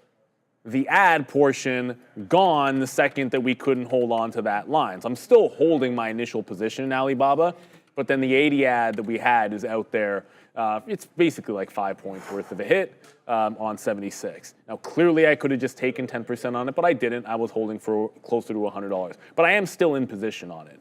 And what's interesting about that is when it first tested the gap down at 80, where is it? I think it's like this day here. It started the week, like right here, I'm like, okay, the $80 level is your key level to hold. It was my trade of the week, long off the 80 level. On Monday, it bounced off 80 and gave you the dollar. I day traded it for that. And then for the rest of time, $80 was a short. And when this happens, you just got to be able to flip the script. Like on that Monday, I liked 80 long. It gave you 1 trade for $1. And then after that, it gapped down, test of 80, fail. Test of 80, fail. Test of 80, fail. Underneath 80, there you go. And it was a gap underneath. That's the key thing. It was a gap down. You could have just waited for it to come back up. Can it hold 80? Can it hold 80? No. You're looking short. So when you got to keep price level traded in both directions, I think that's an important one. Yeah, I'm looking at this Shopify cover here, Neil, and I'm kind of disappointed at my exit on this trade here. We were talking about how the exit can be in and around these 20s in the quarters, but I hold it another 10 pennies there. I'm just like, okay, wait, I want to wait and see, and I'm like, I only get out when I'm like, okay, the probability is really stacking up for the move to go up to the upside. I'm like, all right, well, I don't necessarily want to lose on this one, but okay, before that, we're gonna go to Dara. Keep an eye on Zillow here. Zed, we got a bit of a topping tail candle with volume in this name. Settlement being released here between Zillow and these multiple listing services. They filed a suit with ShowingTime with regards to anti-competitive behavior in these MLS multiple listing services, as reported by REN Real Estate Network. But nice move here. Just keep an eye on Zillow with regards to that volume spike on the lawsuit settlement being reached, guys.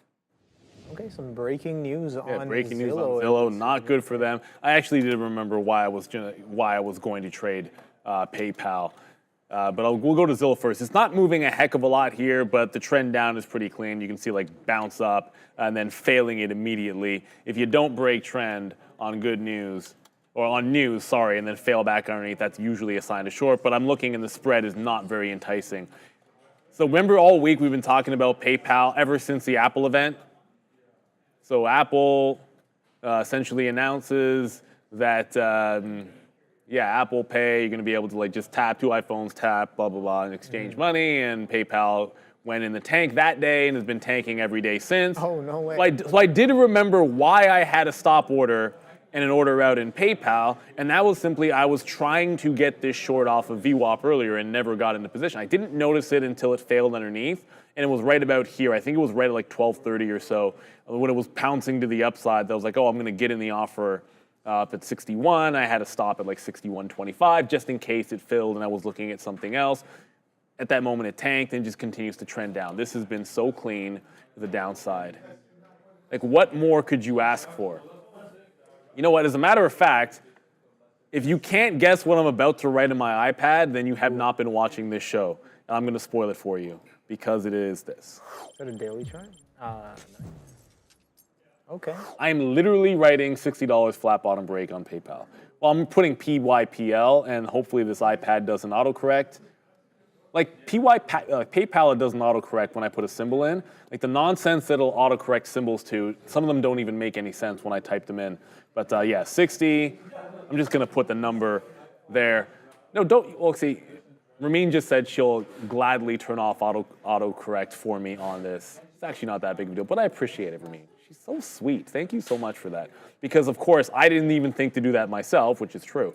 But yeah, you have support breaking underneath the 200 period moving average. Bad news. There hasn't even been a green day. I don't know if you get a 60 break with 45 minutes to go in the day, but I think on Friday, you're looking for trades to set up for next week anyways. I've already put into Brendan my trade of the week, which will come out in our video over the weekend and our week ahead, but or the email for the week ahead. I'd be considering this one if I hadn't already had something else, which you're going to have to check it out on the email list. So make sure you check that over the weekend. It will not be PayPal, but it is something not too dissimilar. I'll leave it at that. Yeah, I guess we were talking about Shopify earlier, and I was just like, yeah, kind of thinking about this exit here. A little too late, 10 pennies too far, but again, good reason to buy, regardless of whether you're long or short, as it breaks that trend, right? We broke trend, and then now this is kind of a similar trade where it kind of reclaims VWAP, and it breaks that trend, reverting the reversion, and definitely strong reason to buy, showing up above the 20s and 30s, holding right now. But again, we're testing these 60s where we kind of broke down from that range being 80s to 60s, so about a 20 penny range here on Shopify. I don't know if it's me kind of staying a little biased in the direction that I wanted it originally in, but I'm going to be patiently waiting to see if it sets up for a move back down. Now again, as Neil said, only about 45 minutes left in the day here. Market's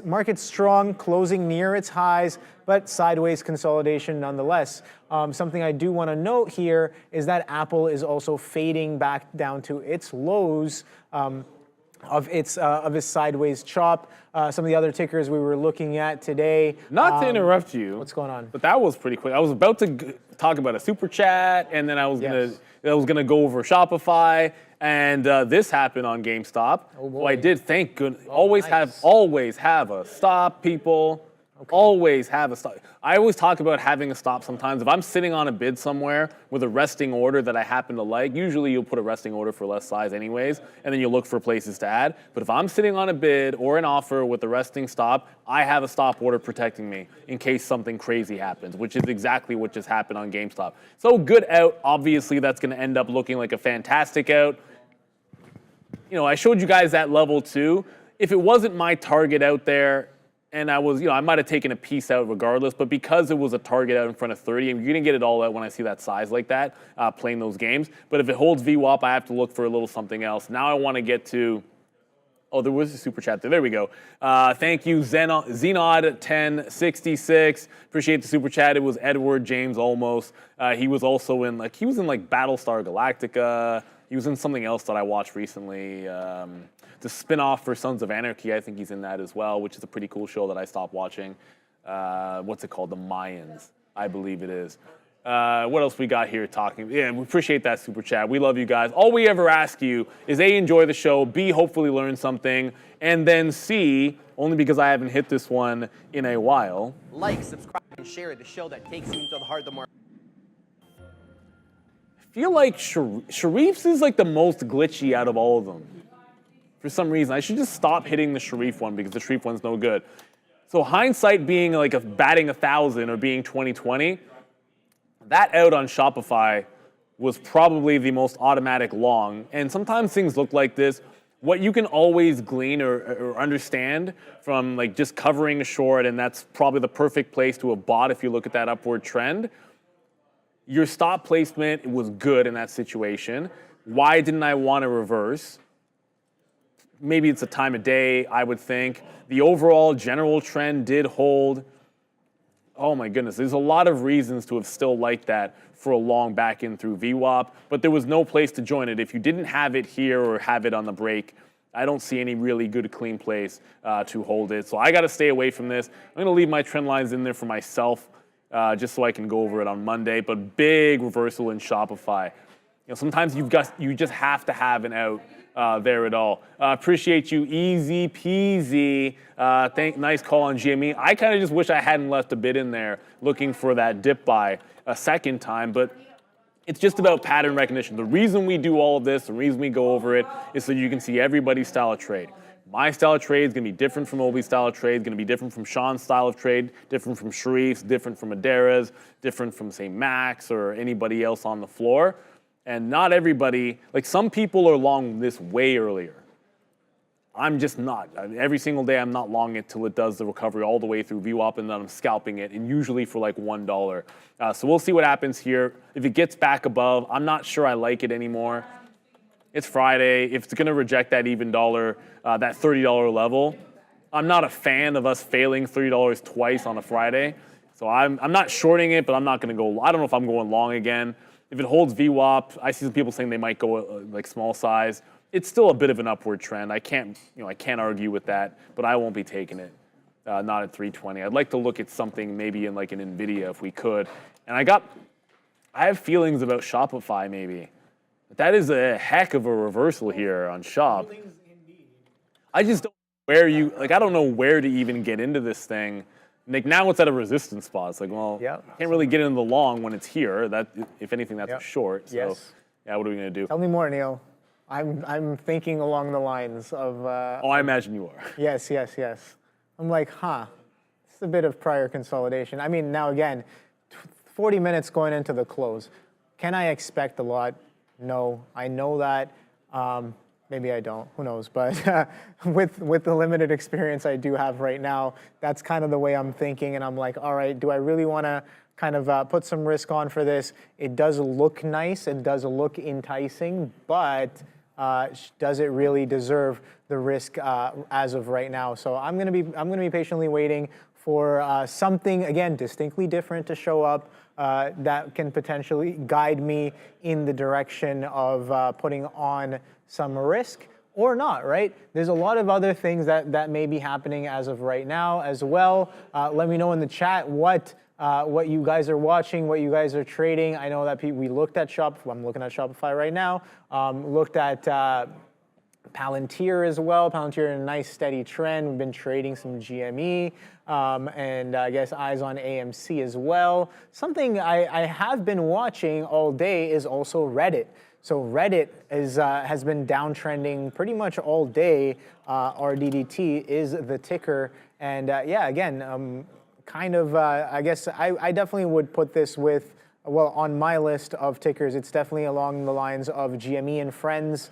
We did kind of push up into the 70s and then pulling back down over the past couple of days with that 69 failure to follow through back down into 60. So it's like about a 9-point flush within the span of 2 days as of right now, holding this 60 mark. Holding this 60 mark with a low of 60.10s as of right now. So Reddit, interesting look as well. I guess DJT I got on this list as well. So bit of a downtrend, but a nice little consolidation hold for most of the day. The Kwadunk only comes in the opening session here and recovers by stops, not necessarily recovers, but stops going further to the downside after 10 o'clock and is just I guess some would call this a dead cat bounce on DJT as well. So I don't have too much else on watch. I got some of the tech sector. ARM, of course.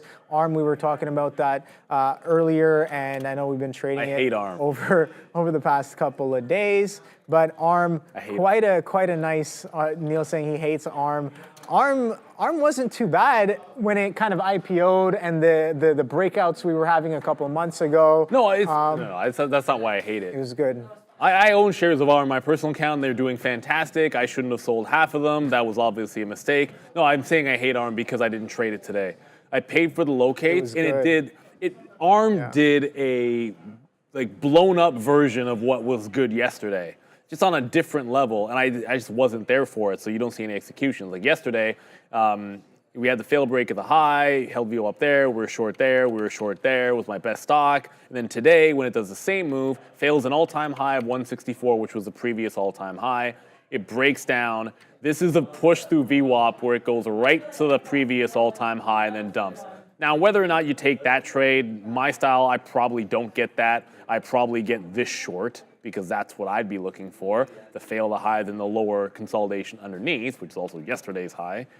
And that drop is like $7 pretty clean. Well, you're probably getting some out there for the first $1.50, but once that breaks down, there's no reason to get anything out till it goes another 2.5. That's $4. And then your last piece, you're probably, you're for sure getting out 154. Holds it 3 times. So I should have traded ARM. It is what it is. Very frustrating. Why Brothers United? You took the long when we got out of Shopify. Somebody got it. Here, we have a key for this. Oh, yeah. I mean, great reasons to buy, right? Great reasons to buy on the break of trend back through VWAP, back through these consolidation highs, and it's still continuing to go. So, yeah, good reasons to buy. Again, like I said, regardless of if I was long or, long or short bias, great reasons to buy, kind of showing up on the break of that trend. And now we're holding above or in and around that initial consolidation, that little bounce that didn't really follow through a 67.80. So we may as well kind of recover all the way back. I have no idea. Again, I'm watching it, not really seeing, like I said, I'm going to look for something distinctly different, not really seeing that as of right now. Let's see, Nvidia is worth $40 next to 50 max. Okay, cool. We're going to go to Dara first. Bogan watch here in case anyone missed. We had this move down here in pretty strong volume. Reuters reporting that Boeing is telling suppliers that it's delaying its 737 production targets here now by 3 months. They're planning on reaching 42 planes a month. That's going to be as of September, according, again, to Reuters, citing sources. Boeing telling its suppliers that these production targets have been delayed here, guys. Okay, so... Well, of course, when you have counterfeit titanium, you're going to have issues like that. Boeing. I'm not going to do what I did this morning. If you're watching the morning show, then you have it. I already did this rant. Like, I'm not, every single time I do the exact same thing when we have Boeing bad news. I'm probably not going to chase that one. It's not at a very good level, I don't think. And it doesn't seem like, Cavill's halted. I was going to talk about that. Like, it doesn't really seem like it cares that much.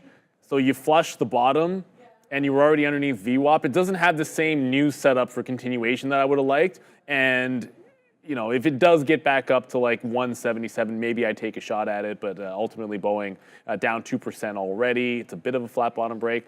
I'm kind of talking myself into maybe shorting this thing, but I'm going to stay away. Cavill is halted, which I'm sure is of interest to a few people in here. Breaking out 6. This really lulled everybody to sleep, including myself, as I was trading long Jevon instead today, as you guys know. Breaking out to 650. Halt is at 678. The tap is saying 670, the theoretical auction price, but that doesn't really mean anything until it opens. NASDAQ stock here. Obviously, you guys can see $8 resistance up top on Cavill, and then you go to the daily. Not exactly my cup of tea to want longs up here. Huge failed last time it was in this price range with a nasty wick that closed the next day at like $6. Has a bad history of this. It was $1 yesterday. And the fact that you're even testing this $8, it has to reopen, possibly go into another halt, and then break out 8. So at least there might be something off of 7 if you want to risk it up here. If I had been looking at this, you can probably imagine the only trade I'd have been interested in, which is this trade to that stop. Like that's my style. This trade, that stop. That way, if it runs, you're already in it, and you don't have to worry about it failing back into VWAP. You take a 7. And you give a 650 stop, you might not get filled till 630. I'm not risking 10% at 330 on a Friday. That's something you can do in the morning because you have all day for it to run to 10. In the afternoon, totally different ball game. Yeah, for sure. I'm looking at this Adobe chart here, Neil, and look at this. This is literally, I think this is like, I have no words. Look at this range. We were talking about a 2-point range on Adobe when it first started, and it's only been doing this range all day, literally all day. Sure, the range goes from a little bit expansive to a little bit more compression down to 526s and then 524s. We were talking about 524s were being held, give or take a point, and then look at that. Nice little sideways for the whole day. Now going into the last half hour of the day, I'm curious to know, is this gonna continue? Is this a leg up consolidation doji on the day chart, and then maybe we do something like AVGO where it kind of chops sideways on day one, and then day 2 or 3, then it starts running and does the move either way, right? Break of the consolidation range on that. So 526s are the highs, 520, I guess 522s ish. Just below are the lows in the open session with a pre-market low of 518. But interesting action indeed here on the Adobe. Now, something to note as well, the consolidation all day has been right below VWAP. So you can, at the high of the range, you have the confluence of trading below VWAP every single time for a potential reload on the short side there, and then a bit of a base happening as well. So definitely missed opportunity on my part, as this could have been churned all day long. Now, again, what's the scalability of this trade, right? So the scalability of this trade, I think, is quite nice because it is doing 4 times the daily average volume, coming in at almost 12 million. 12 million, just over 12 million shares traded on the day, and yeah, so about 3 times as much roughly. But again, with half an hour left to go, definitely has the potential to trade a lot more going into the close as well. But interesting price action nonetheless here on Adobe. Still watching this Shopify here. Still watching some of these other names. I don't really have too much on watch, other than kind of, again, we were talking about some of the meme names. If you like Apple, in the tech sector, yes, Apple's been right great. there again. It's right at 212.50. Wow. So I was just giving you guys, I wanted to give you guys the early look on the imbalances here. Notable names for early look: Visa's a sell of 2 million shares. Spirit Airlines, 1.6 million. We got SUTL. Nothing that big. All the ones over 1 million are likely to pair off. YMM, maybe not that big of a deal. So until we get to 350, I'd say it's relatively muted. There's no big cap tech names. There's no regular day trades, just names that we'd be involved in on a regular basis that I'd see on the locator. I couldn't help myself. I'm on the offer of Apple. If it breaks like 212.50, that's been the out pretty much the entire time. I have not been taking this trade. So caveat, maybe I'm bad luck. Like if you had this trade, like I was in it, and then got out when it started working, and then decided not to take it. GME was good, so I actually defend that. GME was a more simplistic trade. It's set up really nicely. But this heartbeat action that you're getting with a 50-cent range in Apple, if we can just get the 50 cents, then we'll just take half, and then we'll take the other half at the absolute bottom. I couldn't help myself with Boeing, so I did try it. Yeah. I couldn't. I looked back at it, and I was like talking about this as if one of the setups I like isn't right back into the previous low. And then if it turns on the bad news, it showed me a wick at that previous low. I'll jump in when it reclaims it to the bottom, give it a stop kind of back into this level in here, and all that happens, I just lost the 30 cents. But I like that trade, so I've taken it pretty much every single time on Boeing, and most of the time it's worked out. Unfortunately, it's not going to here. For anyone still trading GameStop, I think we got out of that one just in time. It did another test and fail underneath VWAP, fail underneath the $29 level. So those 30 sellers weren't joking around. It is a Friday. You're probably, as I say that, it's going to get back above VWAP here. I'm not taking this long. I remember what happened to this last couple of days. Like when it was trending up, it was a very clean trend up with higher lows. There was no pull back deeper into the original part of the move off VWAP. Like if anything, I think this could still be a reversal. It's too close to that top. When we had that big dump, that was nasty a couple of days ago. So I'm going to stay away from this. Maybe if it were to just go parabolic and take out 31, I just can't feel like that's going to happen. So we'll go back over to Apple. It's going to be the scalp trade for me on AAPL. So thanks for everyone reminding us that Apple is also barcoding, and you can just scalp trade Apple in here. Yeah, I think again, that one definitely a lot more scalable. One of the market leaders. Oh, something to note. I was checking my phone earlier today, and apparently Nvidia is now the second largest market cap company in the world, second to Microsoft. So it surpassed Apple as of I guess earlier today. So That's been back and forth all week. has it been? Well, because when Apple was at its highest, it kind of reclaimed, and then Apple pulled back, and there's this like jockeying, Yeah. and then Nvidia got back to an all-time high. Right. So you have this Okay. jockeying game that's going on between the three. It's been pushing for that all-time all-time high in both ways there.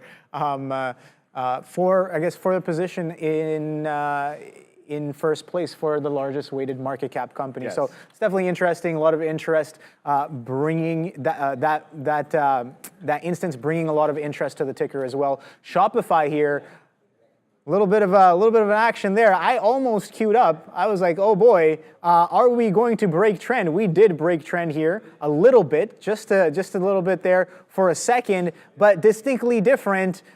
It was not, as again the bid got rushed and then instantly kind of picked back up. So let's see. I'm gonna wait. It is the first sign of selling in this strong trend that we've had here. So I'm just patiently waiting. Interesting to know that it just sold off of that prior consolidation high as well, in and around that 67.86s. So if this kind of gets a little weaker and starts to break down some of these lows and looks distinctly different in terms of the tape where sellers might be a little bit more in charge. Clearly they are not. As I'm speaking of that, I'm seeing waves of green kind of pushing into the ask. So clearly the move is not over. Definitely a little bit of a trappy action there. But again, if you're watching the tape, that selling was a little distinctly different than the selling that came in over here. So not really going to get involved with that one just yet. Like I said, a lot of interesting price action again.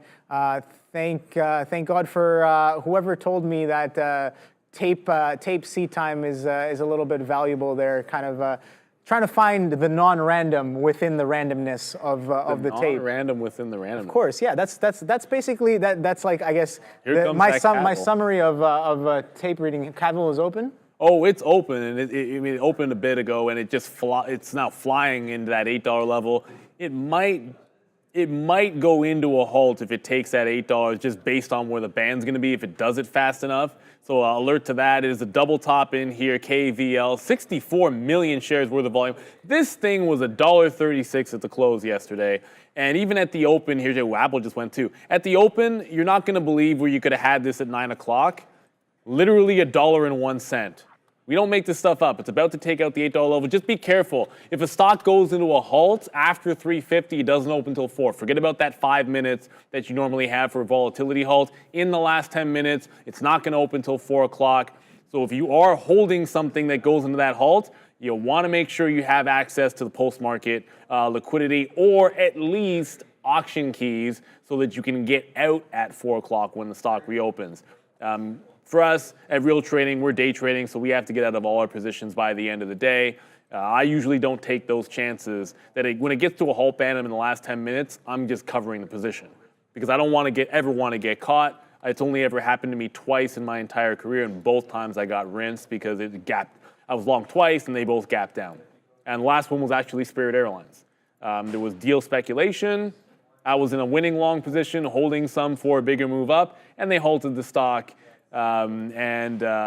Pending news, which was just them confirming the news that we already knew, and then it gapped down the next day when there was no actual deal, and I got burned. What else we got going on here? I know Jevon's trying to do something, but let's be real. Cavail is the only thing really moving. It's about to take out this $8 level, so if it does, if it fails a halt at that $8 level, you could easily see this like rinse to the downside. But it's a big, massive double top here on KAVL. Yeah, that Cavail, again, we didn't have too many halters today, but that one definitely, I guess, is on watch. And yeah, you're right. Apple did break out, or attempt to break out. But again, something to note is that it has been making higher lows relatively to this double, not really a double bottom, but like this kind of base at that 211. We talk about that level also being a bit of a lick grab from the day before, and it did a bit of double dipping into that 211 area here as it consolidates and attempts for a pushback up into VWAP. Not only is it VWAP, it also confluences with that morning consolidation low. Again, another factor of confluence is the pre-market low as well at that 212.71. So interesting stuff indeed. But again, Neil, this thing is still continuing to barcode as the market slowly edges back up towards some of its highs on the day here. Not Spotify, Shopify still holding underneath the 68 as of right now. So the selling became aggressive in and around that 68. We know that we're only about 10 pennies away from that mark as of right now, but I do not have much else on the board here. Taking puts on the NQ was a wrong idea, saying IK. Yeah, I don't know. Maybe it would seem that the position may not be as fruitful as you might have thought if that was your bias as of right now, but I'm just trying to read the chart over here. What else are you guys saying? Time to pick up CELH. That's what, Celsius? All right, we're going to go to Adara first. Let's take a look at some of the names on the S&P 500 making some larger moves to the upside or downside throughout the day. First one to watch here is going to be RCL, Royal Caribbean. A lot of these cruise lines actually trading lower, with BofA Securities chiming in saying that they think there's been modestly softer pricing in June based on some cruise prices. So keep an eye on RCL and some of these other cruise names, especially with Carnival reporting in a couple weeks here as well. Next up, we have Hasbro. This one up about 6%, still near day's highs, getting an upgrade from BofA Securities with an $80 price target and a buy rating. Last but not least here, Target, TGT, down almost 3%. We did have some softer than expected consumer sentiment data coming in actually at 7-month lows. So TGT speculating that that's the reason this one has dropped throughout the day here, guys. Quite a few names to look at. All right, thank you. Yeah, definitely. Well, if your target is an ugly chart, then they're absolutely succeeding spectacularly. Yeah, good luck. Good luck, Target. Yeah, so look, Target I already hit the flat bottom break, and I was looking at a couple of names for this. We wrote down PayPal. How is this any different if it loses $140? The trend is down. The 50 period is your best friend if you're a short seller. Just nothing about this is looking good. Meanwhile, anyone that's actually looked at a Walmart chart or a Costco chart is perfectly happy. The other thing is I wanted to zoom out so you could see the 200 period moving average. You're losing the 200 period moving average. You're potentially losing 140. And I don't know where the bottom's going to be. Maybe 130 bucks? You tell me. No good, no bueno, ugly, ugly, ugly, and a 140 short could be in play. There's Cavail through the $8. So it's going all Superman on this stock. Through a double top at $8. This was $1 this morning. $1. $1. And this is not 6 o'clock in the morning. That's at 9:12. This was going through $1 here. So there's that $8. Remember what I've always said at this time of day? It's 3:40 and 20 minutes to the close. I am not taking massive breakouts at ridiculous highs at this time of day because your risk to reward is really skewed against you. I know it looks so good. That same trade at like 1 o'clock or that same trade in the morning can be a little bit different. But here you're seeing it, like reject that $8 level. It might go into a down halt, be careful for that. If it can make some kind of a bounce, good luck to you. But it's the entire reason why I don't take those breakouts. They get really nasty and it's really tough to place your stops. And the spread here is actually much bigger than you'd expect for this cheap of a stock. It's actually 10 to 15 cents at times. So Cavail, this is the reason we didn't take it. It's similar to the reason why near the end of the day, I didn't try getting back into GameStop. Too big of a failure at that $30 level, and now look at the nonsense that you're dealing with off of VWAP. Like if you're trying to get that same kind of a long, it's just stopping you out. You could maybe hold something to 28.50, but with only 15 minutes to go, not my cup of tea. So we'll be happy with Shopify. We'll be happy with GameStop when we had it. Apple, unfortunately, the second I told you I was bad luck. Didn't I say I was bad luck? I said I was bad luck. That wick is a little, yeah, 212 halves, I guess. Again, Shopify is. If I wasn't having a good day, then I'm like, that's the kind of thing that will just tilt you. Yeah, so I guess. You know what? Speaking of tilt, it was just like I've been trying to work on again not getting tilted. When I miss the move before the move kind of comes in, and I'm just like, okay, well, gotta do better at like I don't know. maintaining that mental. But you know, it's a work in progress for sure. But yeah, no, that definitely would have maybe been a little bit of a cause for tilt as it starts to work, it pops up, and then it continues to work after stopping you out, coming right back in to 212s, over about 50 pennies back down off of some of those highs. It's okay, Neil. Next trade. What's the next trade? Again, maybe not today, but maybe on Monday. Who knows? I already have a couple of things we like. I mean, we just saw that target. If it can't hold 140, that looks pretty good. We mentioned PayPal if it can't hold that $60 level. Obviously, I'll probably have eyes. You're not going to stay away from GameStop. Let's be real. There's been good opportunities in this. If you're just patient, whatever style of trader you are in momentum, at some point during the day, and whether you like the meme stocks or not, I don't care what you think of Roaring Kitty. I don't care what you think of the long-term case for GameStop. I don't care what you think of this whole saga. If you are a momentum trader, at some point it sets something up which is pretty straightforward. If you like taking shorts, well, okay, here's a fail, monster rally to the upside, a fail of the high, trend down. Double top, failed break, trend down. Buy the dip, higher lows, rounded bottom, VWAP hold, all that. There's just a million different ways that you can trade this because it's moving and it's in play. That is the key. The stock is in play. Until it stops being in play, we're going to be involved in it. Ed George saying, SoFi, please. Do we have to look at SoFi? I try not to look at this chart as often as I can. No, I'm joking around. SoFi really badly needs to hold on. I think I said this in the midday show when I was asked a question about this. It was a super chat. SoFi needs to hold $6.40. Because the further you go left, you then see nothing until you get to 440. Nothing. This is a pretty big line in the sand for SoFi. It's getting smoked today, but that 5% is a drop in the bucket to the pile of excrement that it has been recently in a very clean downward trend. Sometimes trading is not that difficult. See that? I haven't even done this, and probably because I drew the same line on a firm and I have no trouble looking at that. But this, I'll just avoid it because I hate the stock. Short the pops. Look at this. This is a big move up and then a rejection of that high. This is a big move up, and look how quickly it rejects it. Look how quickly it rejects each of these highs, and then it just did it again 2 days ago. 2 days ago, right? Sometimes it's not that difficult. If you have this trend line drawn, which is a simple one to put on, you see it make that break. 2 days ago, you watched SoFi, this is 725, which apparently I even like 725 for some reason. There's your rejection of the high, there's your lower high, there's your trend down for 2 days in a row. The trend is your friend till the end. When it bends and Apple is tanking like you would expect it to. Oh boy, yeah. Back into the lows there, 211 halves. Yep. Yes. Okay, so I mean, the range is holding as of right now, but the range, the range may be broken going into the last 15 minutes of the day here. But yeah, no, it's been pretty solid day.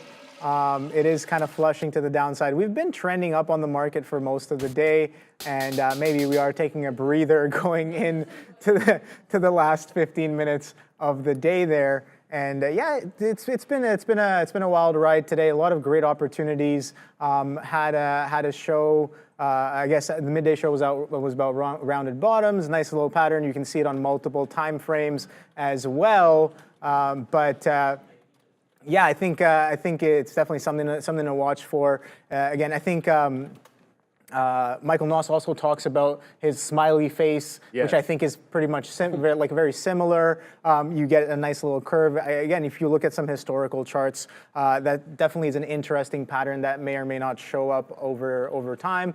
Kind of just a nice little increasing bid and then expanding volume going into the break as well. So interesting stuff. Indeed. What have you guys traded today? I know people were trading Palantir, and oh boy, look at this one, Neil. Straight trend to the upside, straight up. Palantir planting its feet in the morning, holding VWAP and continuing for the trend. But again, this name has kind of sold off over the past couple of days as well. And yeah, so it is pushing up. Jag coming in with the jokes. But yeah. No, what you guys didn't hear was on the trading floor, the old slap that ask, which is your line. Yes. Colby. I That's mean, what they've been doing on Palantir. when there's a thick bid, I mean, not a thick bid. When there's a thick ask, right? When there's a thick ask and it gets taken out, I'm like, damn, they just slapped that ask. That's definitely worthy of execution at times. I don't know, man. But yeah, anyways, we were talking about rounded bottoms. Have you taken a walk outside? Definitely, it's definitely summertime. There, hot weather, beautiful weather, and yeah, definitely going to be enjoying it this weekend. Do you have any weekend plans? Oh, I absolutely do have weekend plans. Well, okay, it's Father's Day this weekend, so my plans are probably not going to be as exciting as yours clearly are going to be. As you can clearly tell, Obi's got fantastic plans this weekend. Me, I am going to have dinner with my pops, with my family on Saturday, and then on Sunday, there's some surprises they got from me. We're going to the Jays game. It's Junior Jays Sunday. You know, my daughter absolutely adores, she loves the Jays, and she loves the Junior Jays Sunday, so we're going to do that as well. And then I got a bunch of other stuff we have to do. She has dance on Sunday. We still have to do that. It's picture day for baseball and gymnastics tomorrow, so we got to handle that as well. Hopefully, at some point during all of that, I'll get to watch a little bit of the new Star Wars. I asked for small things, and I'm eating a whole bag of ketchup chips tonight for movie night. Chips are nice, Like I'm not eating a few of them. Trust me, I'm going to open that bag, and I'm not even going to put it into a bowl. I'm eating every single last one of those ketchup chips. Costco bag. No, wait. First of all, my family's not a. Ram's in my ear saying, "Is it Costco? Or is it No Frills?" Neither. I'll let you guess, but we don't have a Costco membership. Before we get to, it's 350. Let's get to the imbalances really quickly. Whoa, Nvidia, 3.8 million to buy. What? 3.5 million to the buy on Nvidia? Whoa, what? You know what is that about? So what else is there? You know what? Who cares? Nvidia, 3.5 million to buy on Nvidia. It's not really moving that much. Do I take a 320, 132 break on an imbalance? Let's see. Gimme. Maybe give it to the 20s. An imbalance that big is worth a 20-cent shot. So I'm just going to go for it. Give it like 20 cents. I have 3.8 million on a Friday. That's a lot. 3.5. I keep seeing 3.8. 3.5 million to the buy side. There's nothing else. Apple is a 1 million buy, so that's also a buy. The SPY, that can't be right. The SPY is a 388 million to buy overall. When Apple's 1.1, Nvidia's 3, nothing else in here. Intel's a small buy. So it's really just those two. That is pretty significant. Now the problem with this is it's paired 6.8 already, so you have 10 million of open interest, and it's paired 2/3 of it. So I already don't like it as much. So unless it grows, you got 4 minutes for it to do something, because that's probably going to pair off huge in the next couple of minutes before we get to 355. You should already be trying to chew through. This is a brick wall at this 32. Spider sense is telling me get out of this. If it's not going, if that imbalance isn't it taking it higher, just get out. It doesn't even make any sense. You have a brick wall into 32. You have a huge buy and balance that they're basically selling it right off. None of that makes sense. I'm not going short this into a buy and balance, but I don't need to be in that trade. That's the kind of thing where you see it, you hit it, you should be at that 50 level, and then pressing the high of the day, scalp in, scalp out, and that's it. It's got to work right away, or it makes no sense to be in it, and that was the right call. All that happens there is you lose 6 cents instead of 20 because you're just reading the situation. And if it works after that, fine. But that's a pretty sizable imbalance for Nvidia, 3.5 with 10 million total look there. It was just that in Apple. Apple was there for $1 million a second ago. It's clearly already paired off. Yeah, I'm just watching that Nvidia as well. Not really moving around on that imbal. Interesting stuff indeed. But I guess there isn't too much else on New York or NY that I'm seeing. Shopify is still holding sideways. Look at that bid back up, Neil, on Apple. Low of the range, sustains, and it bids right back up to about 50% of the range there, maybe potentially pushing up towards the highs there. So the range trade stayed on, even going into the imbal. And again, what's Apple's imbal here? I am seeing it as, not really seeing it just yet, but I have a better filtered imbalance locator back at my desk here for the Mag 7, but I'm not really seeing Apple up here in the top, at the top. So it definitely may not be that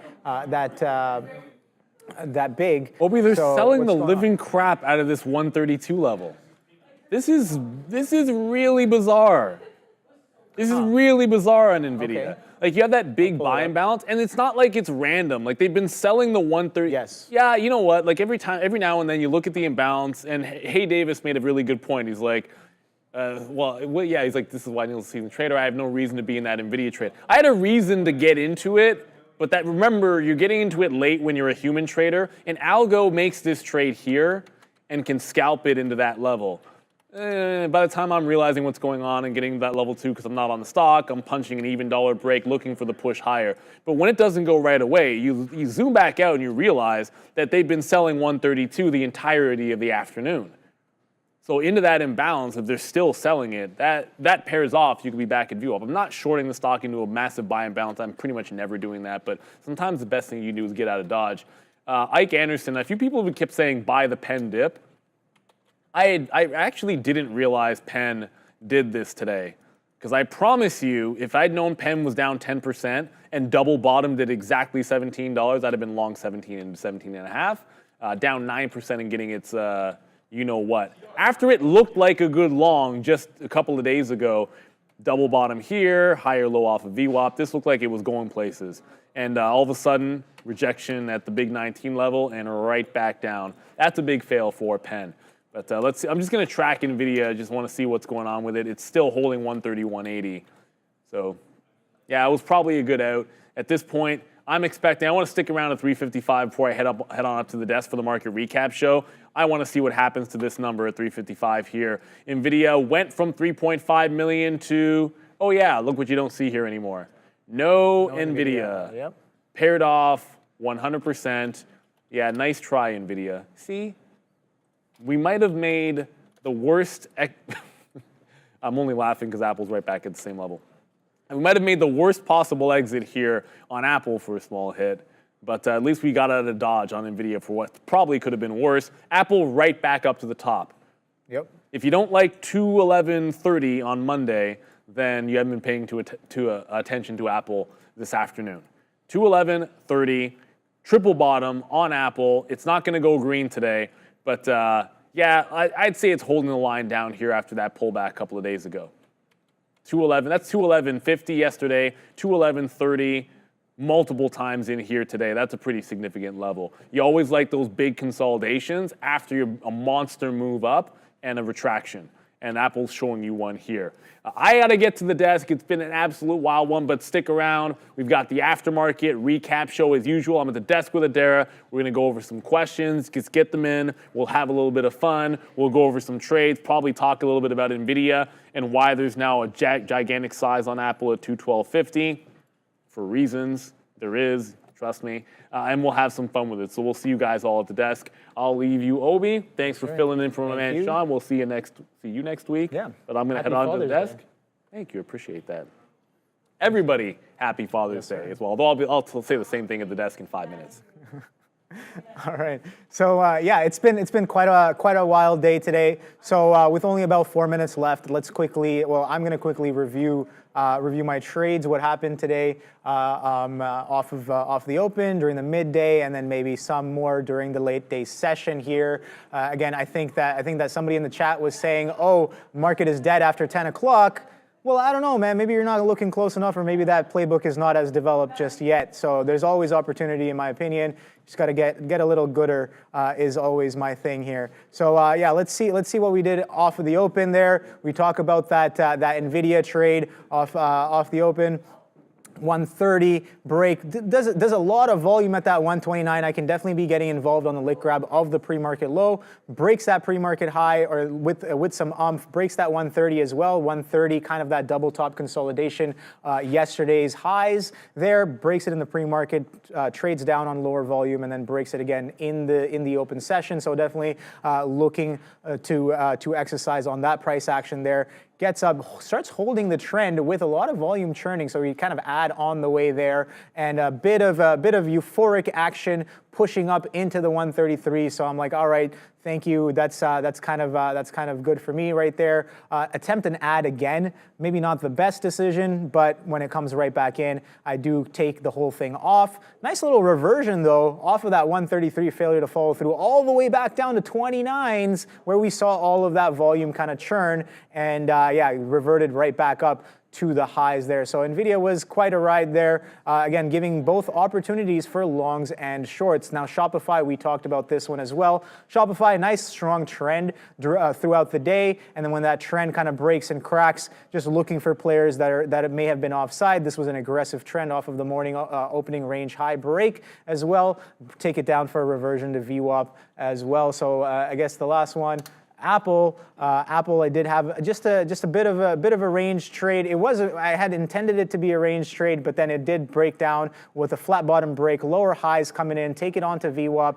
The bottom breaks. I cover pretty much everything right on top of that 213, and then as it kind of flushes down. I am not really here to participate in the breakdown. That is definitely a miss and a fumble from me. Can be doing a little bit better there as the range lows and day lows crack. It goes about 2 points below that VWAP hold and starts to chop sideways just above lick grabs prior day's low in and around that 211. So I'm like, all right, that's good enough right there. Nice little range push or range break to prior day low lick grab, and then it kind of consolidates sideways, giving you further ranges on the day there. So that was kind of my day today. Hopefully you guys had a great day as well. Again, PNL, red or green, did you follow your process? That's what makes it a green day. Do not forget that. And with that, without any further ado, let's go to the countdown timer there. So 8, 7, 6, 5, 4, 3, 2, and 1. Thank you, Adara. All right, so it's been an awesome day, and hopefully you guys enjoyed the show. Again, midday as well with Sharif and Adara. Thanks again for the lesson on rounded bottoms, right? So a nice little trade on multiple time frames. Make sure you tune in for that at 11. Now again, something else is the new podcast as well, right? So that drops tomorrow at 10 a.m. Freedom and Wealth with Brendo and Sean himself. With that, so without any further ado, hopefully you guys have a good weekend. Happy Father's Day again. I'm going to pass it off to Adara and Neil at the big desk. Have a good one. Thank you so much there, Obi. We've got the market recap. I'm here with Adara in what has been a pretty interesting week here. You know, you saw there in the afternoon, like, yeah, we chopped, we churned, all that good stuff. And the market pretty much did all of that. It's been a ridiculous week, whether you're talking about Apple and their event, which was completely insane in terms of price action, turned Apple from that normal boring stock that glides to one that just flew. And whether it's up or down for 2 or 3 days in a row. You had Nvidia trading post-split. That came up the top of the board. A lot of traders that are not involved in Nvidia now are absolutely loving it. So that's been a lot of fun. Then, of course, you had Tesla, Elon Musk. Pay that man his money. Get that man paid. That's whether he gets it or not. Now, all of a sudden, the shareholders certainly backing him. Tesla, unfortunately, under pressure after that it wasn't necessarily the best, but he's at least probably happier than he was yesterday, is my guess. And he's so energetic as well when he was talking at that call. We did have some Fed talk as well, blah, blah, blah, the Fed. They don't want to move the goalposts on their inflation targets. Normal, boring Fed speak. I think we've crossed the point where the Fed matter more than the earnings. It's just not true. When you see what the market reaction has been to good tech earnings, those names get rewarded regardless of how hawkish any of the stance might be. Adobe and Broadcom absolutely blew it out this week. If you're looking at what does a beat look like, just pull up those 2 earnings reports, and that's all you need to watch there. And only because you put this in the bottom of the note here, we have to mention that Boeing has gone yet another week without bad news. With bad news. This time it was counterfeit titanium. Counterfeit titanium investigation and pushback production targets. Counterfeit titanium. Figure it out, Boeing. Figure it out. To be fair, Airbus is also getting investigated for this counterfeit titanium. I think that the production target being pushed back 3 weeks for 737, also not a good look. Yeah, I did have to include it in the note because it came in late in the day. Industrials were rough. I was like, you know what, Boeing, we deserve to talk about your failings. And, when we think about, as it comes up there, when we think about how you can improve your personal wealth, check out the Freedom and Wealth podcast dropping tomorrow morning at 10 a.m. One of the things that was mentioned, I believe it was in episode 2, there was a discussion between Sean and Brendan, where Sean's always sort of talked about, I buy Lululemon because my wife's in it, or I buy Starbucks because we own that. But more importantly, like buying, say, like a Rogers because they pay your bill every single month. And when you look between Boeing and Airbus, obviously Boeing's been in trouble.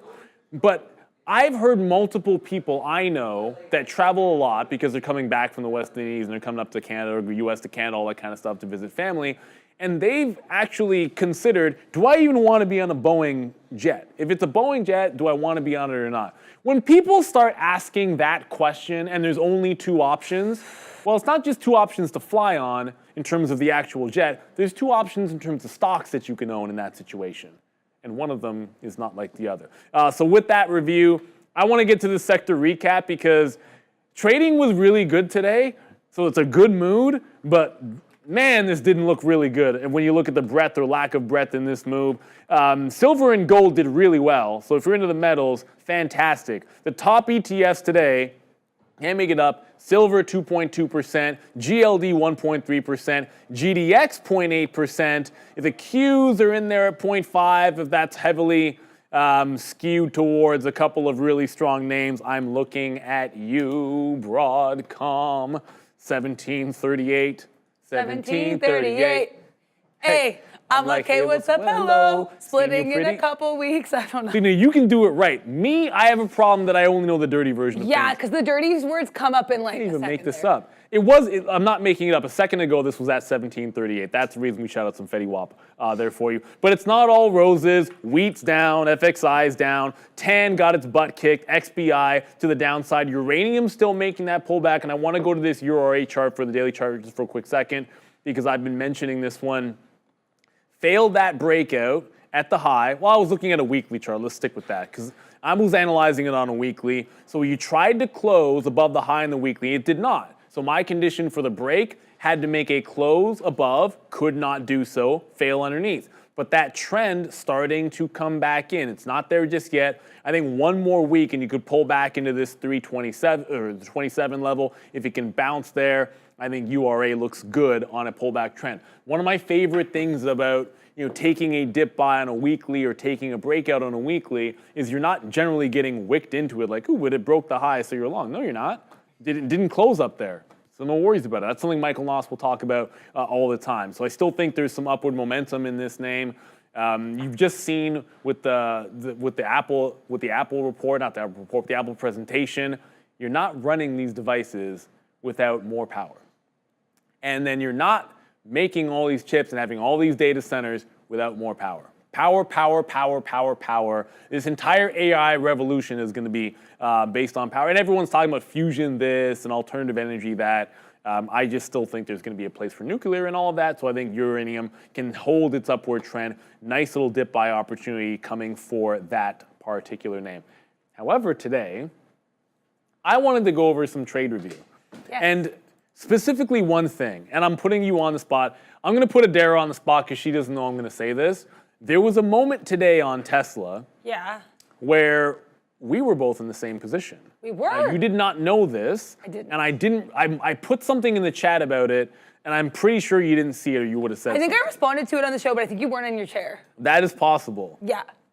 It was I'm mad at myself for getting out of it. First of all, I'll get that out of the way. Yeah.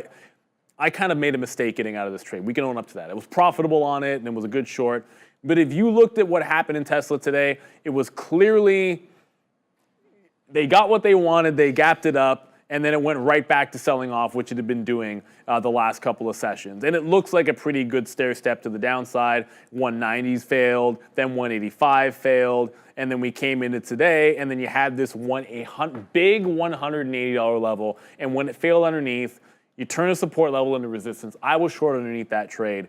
I know I got out because I did something, like I added to it on the way down and tightened my stop, right? So I had the short here myself underneath the 179.70. Then I added to it on the way down, tightened up a stop, and it wicked me out.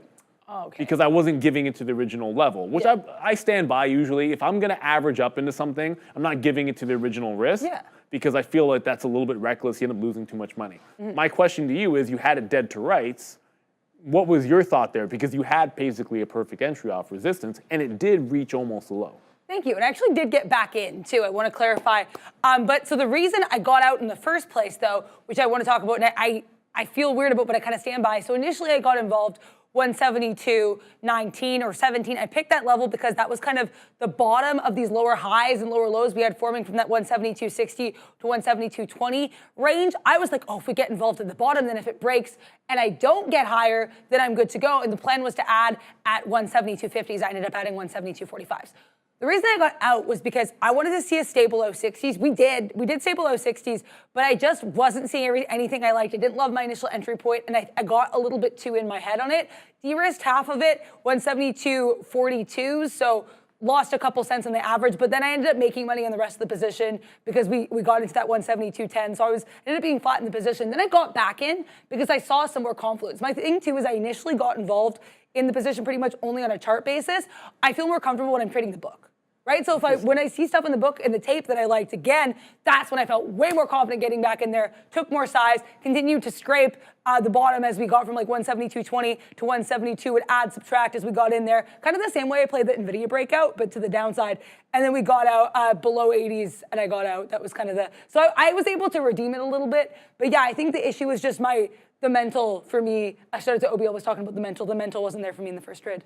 I'll tell you right now. Sorry for the ranting. When you don't apologize for ranting. Traders love to talk trade. When you look at those, if you're looking at tape reading, when something is like, it's not moving as much as it would have normally, right? So like, I mean, Tesla's in this like $1 range or so that entire time. Like if you like that tape reading, there was like the move on GameStop here, and I'll just go to something. Fun. I'll go to something that I was in that I saw. And that was essentially the GameStop in from like the 28 move and back into 29, the 29 move back into 30. If you're in a tape reading, that's a $30 stock giving you a dollar range like Tesla was, with probably 2 to 3 times as much information going through the tape because of how much of in play it is that you're gonna be able to take advantage of. And so that's 2 factors. When you guys are watching trades, when you have something that's mega in play, when you're tape reading a stock that's really churning and that's doing a ridiculous amount of volume, you get 2 to 3, sometimes 5 times as much opportunity to learn as a normal 30 minutes of watching a regular stock. Yeah. So when FFIE, and I was tied this conversation with Sean, when FFIE was at its height of doing volume, during lunchtime in between shows, I was just sitting there tape reading that stock. Sometimes I was trading it for small size to get reps in because I'm like, this hour is going to help me get back into that feel of trading small cap penny stocks and that kind of thing, because you don't see volume like that. Like Mullen did it a few months ago, FFIE was doing it. So if you want to trade stocks like that, you've got to be watching that tape for those hours or you're just not getting the learning experience. It's that simple. Yeah. And I tell you that everybody, like if you're trying to learn to trade breakout trades, then you're not looking at Apple at 200 or Nvidia at whichever, whatever level it's breaking on a daily basis. You're just missing reps. Whether you take the trade or not, that's the style of trade you want to be doing. You've got to watch the big ones when they are out there. But I promised, it's already 4:10, and I promised you guys and everybody out here that we would do a little Q&A, because I haven't had the chance to do it at the end of the day. So we got some Q&A. Locked and loaded. Ask us anything you want. Ask Adair any questions. Ask myself any questions. I can talk about absolutely whatever. And I'll wax poetic about movies if you want to. That's complete and utter nonsense. What I'll get into. By the way, when I was talking to Obi about that, I was like, I know what Dara's going to know these films. Oh, yeah. It's just I knew it. I knew it. With love. Lulu.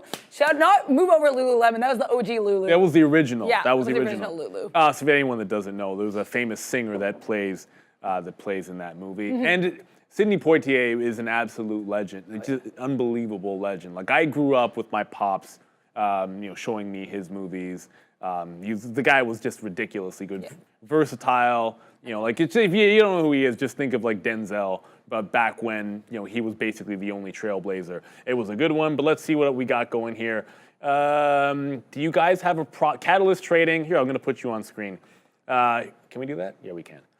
Catalyst Trading, do you guys have a profit goal for the day? And if so, what is it? Personally, I do not, because I find the market changes too much for that. You might have a day where I'm taking breakout trades, and then a day like today where I'm trading a lot of a small, like long Jevon, and I'm trading GameStop more than I'm trading some of the bigger cap tech names. So because the style of the day is always changing, I try to trade every trading strategy on its own, and then risk reward based on those different strategies.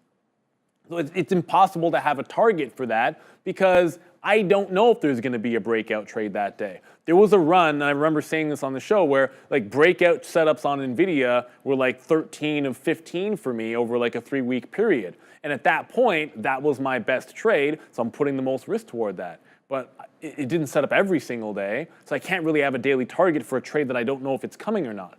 So it's a little bit difficult, and I think you can have individual style trades where it's very consistent, and if you're doing the same thing every single day, and it's that one particular style, maybe you're going to do that. I don't personally. I think that can be a little bit difficult, but to each their own. I'm just giving you my own experience. Ari Pages, speaking of reps, how many full range of motion push-ups can you do in one set, assuming you're fresh and warmed up? I actually don't know. I haven't tried that in a while because I've been doing the Bring Sally Up challenge because I can't complete the Bring Sally Up challenge, which is it's basically 30 push-ups to the cadence. It was like Bring Sally Up, and then the down, you're holding it for a few seconds, and then 5 times you have to hold it for a longer cadence. It's like 30 push-ups where you're holding the down position. Yeah. So like I'm pretty sure I could do like 30 or 40, but until I can do that challenge, all I do is practice that challenge. I actually don't know the answer to that question.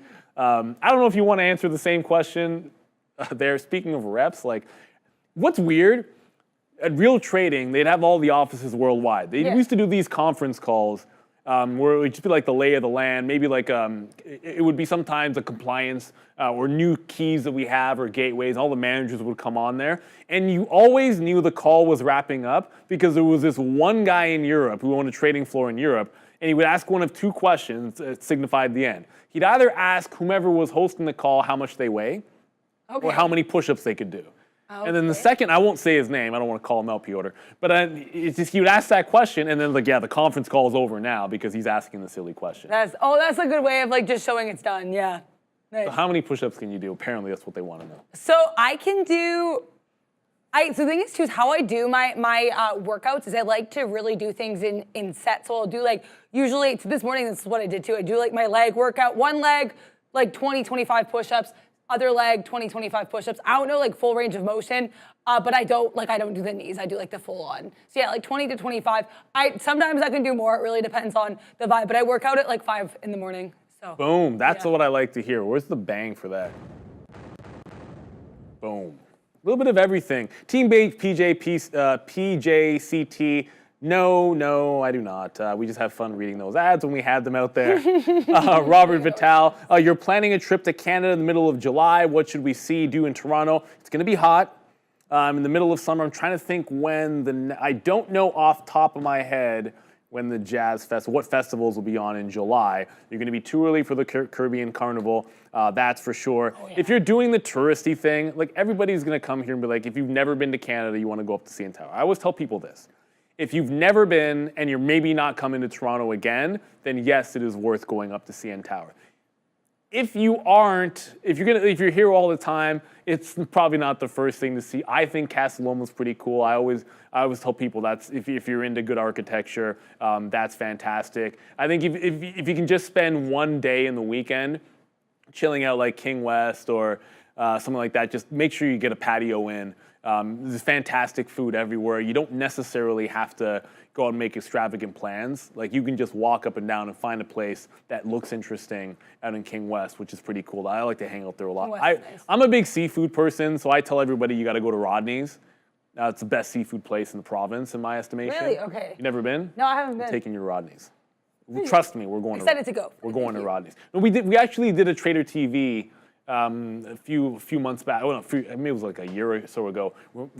Most of the team, we went out to Rodney's. Really? Had some oysters, had some chowder. It was a lot of fun. Question for you: will you wear purple? Will you wear purple nails the next time? They're already purple, so next time I'm not gonna. I don't like to do the same color twice in a row. They're currently purple, but I appreciate the question. Yeah, we get some random ones there. Oh, there's a good one here. Travel Buddy, what do we think of TD stock? Yes, thank you. Because I've wanted to complain about this stock for a while, so here's my opportunity to do so. Look, they've had some issues with some lawsuits and some legal issues for TD. Maybe I should use a weekly, not a daily chart. The banks have been in trouble, but if you were to pull up Royal's not been this bad.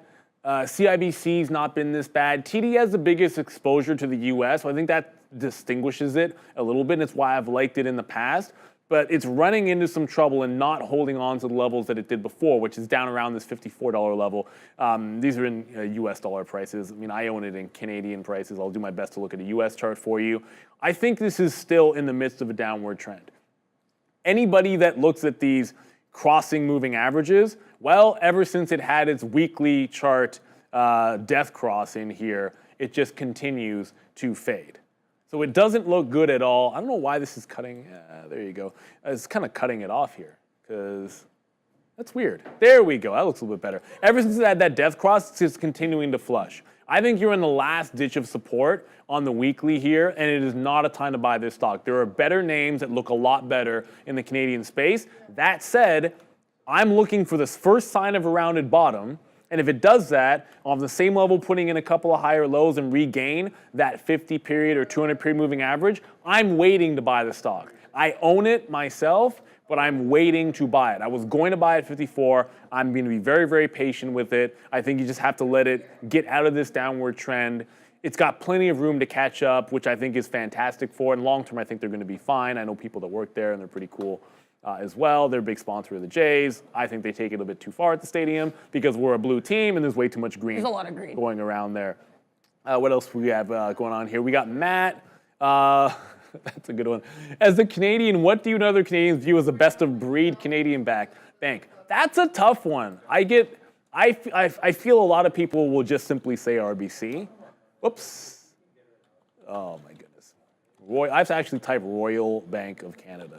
Oh, wow. Yeah, it's like Royal it's web. Bank.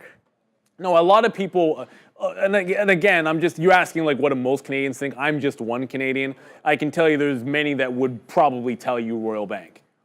And some of that's probably reflected in the strength that you would see relative to TD. But that's just one person's observation, and from what I hear anecdotally, right? So it's not perfect or anything else. There's no perfect answer to something like that. Here's the question. If you don't mind answering. Okay. We don't have many options for banks. I'm always curious, like, who do people bank with? Oh, yeah. I am CIBC. I feel like it's very rare to find a fellow CIBCer because everyone does Scotiabank. There's a lot of TD. But, yeah, I am everything CIBC. I have the best. So I'm CIBC, but the reason why I'm CIBC is interesting. My father worked for Nortel for years. Oh, okay. And that was the corporate bank for Nortel. They had a branch inside the Nortel campus, which was like, back in the day, like that campus was basically like Apple. It was like one of those like crazy campuses. Wow. And so inside there was the CIBC branch, and then they had like special like features and the no fee accounts there for employees, which also counted for family as well. Yeah. So I had that account, and when Nortel went under, so long as you never actually made any changes, you got all of that stuff. It just kind of stayed grandfathered. Eventually, like that, my branch didn't exist. I remember I went to do something at the bank, and they're like, "You don't have a home branch." I'm like, "Yeah, I kind of know." And like, "Well, do you want us to update it?" I'm like, "No, that's good." But he's like, "You could run into this problem or that problem." I'm like, "It's okay. I don't want you guys doing anything with this account. I just want to pay any fees ever again. But then eventually I had to give that up. But I love CIBC. It's a good one. Yeah, it's great. I like the little penguin logo, mascot dudes. It's cute. Dude, like every page is like 25 push-ups with 1 foot in the air is impressive. I think it's impressive too, as well. Visit the museum was another good one. I forgot to mention the ROM is very, very cool. They have some new things going on there. Andrew Chow, on your days. Oh, I just lost it. Where is it? I have to search for this now, because as I was reading this one from Andrew, it just disappeared as it scrolled on me. My question is, on your days off, how do you turn trading off, or do you? Are you on your phone watching levels, or are you able to switch modes? So when I started trading for the first 10 years, the answer to that was I couldn't switch it off. And on top of that, I didn't take any vacation. One of the biggest mistakes I made in my youth was not taking any vacations. When I started trading and got success trading, from the age of like 23 till about like 30, in my early 30s, I didn't take a single vacation that wasn't somebody else's wedding or somebody else's, you're doing this because you're supposed to go. I didn't do anything for myself. And that all changed now with my wife, and I've got a better perspective and a better balance now. So right now I don't have that problem anymore. Like having a family is a big reason for that. When I get home, I'm dad. I'm able to decompress on the train ride home. If I want to go over charts, I'll do it then. When I'm at home, on Sunday, if I'm going over charts, my daughter's asleep. But I'm dad, I'm husband at home, and that's it. I find it really easy to make that switch since I now have a family. I know it can be hard, but for other people, I know it can be difficult. All of that said, when I took my wife to Paris for her for her belated 40th, we had her 40th trip canceled because of COVID. Thank you, COVID, for that. Yeah. So we went the year after. And amazingly, Nvidia had that first blowout earnings report. The first one that took it out to the moon?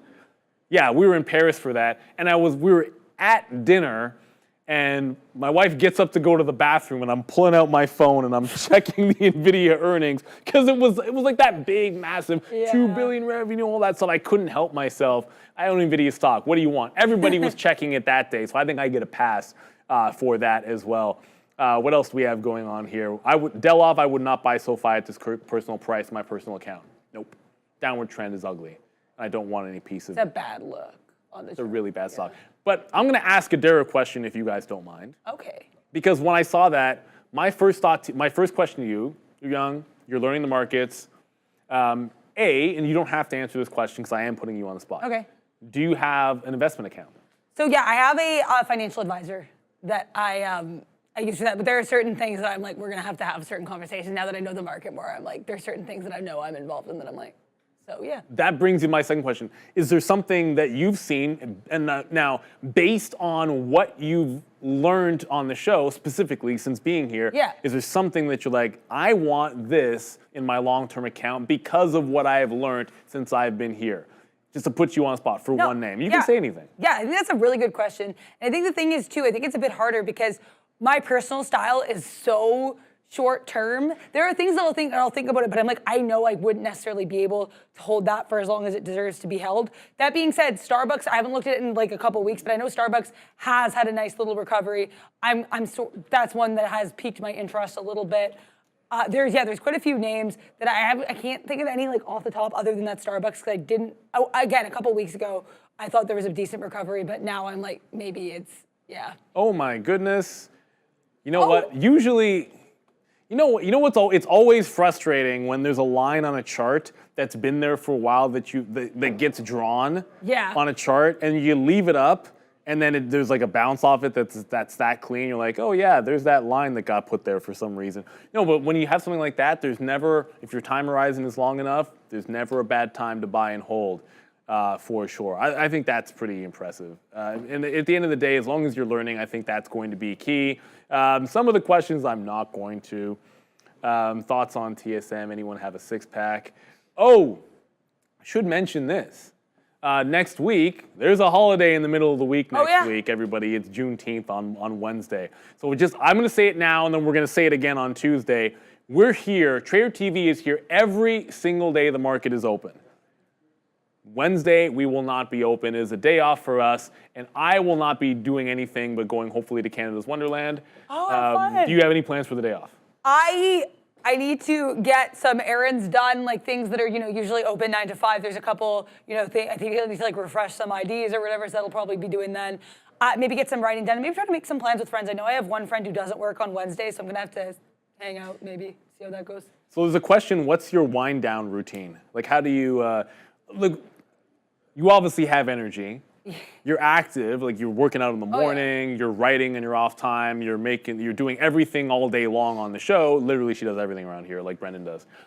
So like, how do you wind yourself down at the end of the day? I wish I had a better answer than, like, I'm so bad at relaxing. That's the thing, is I'm very bad. It's something I need to work on. Sometimes, and I will watch, I like Law & Order. I feel like Law & Order decompresses me a little bit, so I'll watch my old 90s Law & Order, none of this new stuff, this old 90s Law & Order, go back, because you'll never... Original or SVU? Okay, original is my favorite. SVU, I grew up on, but I've kind of flitted away from. I want to shout out, though, the most underrated part of the Law & Order franchise is going to be Criminal Intent. Ran from 2001 to 2011, Vincent D'Onofrio. That one and the original are my favorites. There you go. So there was a couple of good ones in there, and I paraphrased that question. I think that was pretty much what the question was there. What else do we have going on here? You guys are prop traders. I want to get to alt styles here. You're prop traders, and I am a retail trader. You really help me getting better entries and exits in my swing trades. Question: do you also trade your own stocks daily, or just company money? So I will very occasionally maybe have a swing type trade in something in my personal account. I will never, ever, and Sean says this at the same time too, we will never enter and exit in a day trade in our personal accounts in something we are day trading. Now, that is something we do. We won't even make executions in our personal accounts in the long term or swings while we are live on the show. That is our choice to do it that way. There's no rule saying that we can't do it, but we just don't do it out of sheer principle. But I had a swing trade in Tellurian in my personal account in the TFSA. That was like a dollar stock I took to 175. I missed my chance to get 50s to 95 the other day. I'll do that. Most of the things I do are more long-term. I'm trying to hold for months and years, and you've heard me talk about that. I bought some Intel at 25. I sold some covered calls in that got called away at 38, and then I sold some at $50. I bought ARM at 66. I sold half of it at $120 with the intention of getting back in. And oh yeah, checks ARM chart. I'm an idiot. It's also 4:30 already. How did that happen so quickly? I'm bad at that. We just have so much fun talking about these markets. Where did the time go? I can't shut up. I'm really bad at that, which also means we're supposed to do the roll call. Y'all know what time it is. I just said y'all. You know what's up with that. Before I do, I'm going to do that thing that I always do when I get a chance to host a show, which is starting with Ramin this time. Thank you, Ramin. Thank you to Fabian, who's already gone, making us look and sound absolutely fantastic every single day. Big shout out to Bears versus Bulls, the #1 moderator in all of YouTube, keeping the chat happy, keeping us all connected, and answering all the questions that I forget all day long. Adara, I want to thank you for being a fantastic co-host. I'm really impressed with your trading journey every single day. Thank you so Thank much. you for all the help that you do. Hosting this after trading, there's preparation that I'm not going to have time to do that Adara makes sure that we are able to get. So I want to thank her for that. And then I want to thank all of you out there in Trader TV land, Pitchbull, Darwin, Hold My Beer. I'm holding a beer on Father's Day for sure. William Knight, Mike Breeze, Julio Trulio, Neo Roberts, holla at your boy, Francis De La Cruz, Nephew, Weta capital P. That's a good one. That's a tough one to say. Pima Tobden Dorji. That is also a little bit difficult. Bristol as well. Ari Pages. Fat Figure. What up? We love you, brother. Aiden, Adrian, Scott Edwards, Rich Naples, Andrew Chow again. We got Michael Luis. We got Calic 8137. We've got Mr. Westermeyer. Happy Father's Day. Ari Pages. Hey Davis.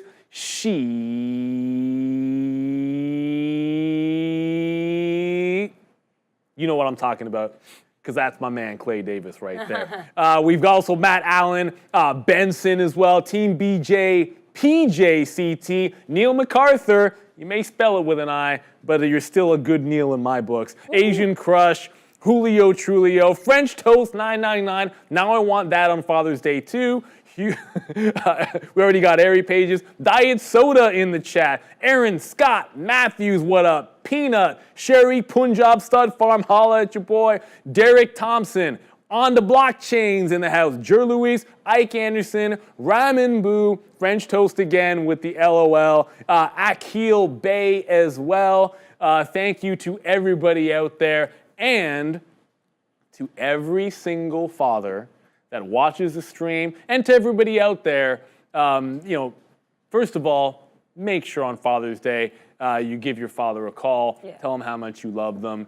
I can tell you from experience, and I know Sean will say exactly the same thing, our group of high school friends, one of the things that's so amazing for all of us and why we've all stayed together for all this time, and there's like 10 or 11 of us, we're all in a football pool together. One thing we have in common, like our fathers and mothers, they're like carbon copies of each other. Right. They usually all came to this country from somewhere else. They worked really, really hard, instilled a lot of values in us, and we wouldn't be who we are without them. So like when I turn to Sean, I'm like, make sure you tell George Happy Father's Day. He's like, make sure you tell Phil. It's just, that's how we are. Big thank you I want to say to my dad for making me the person that I am today and helping with that. So make sure you all do that.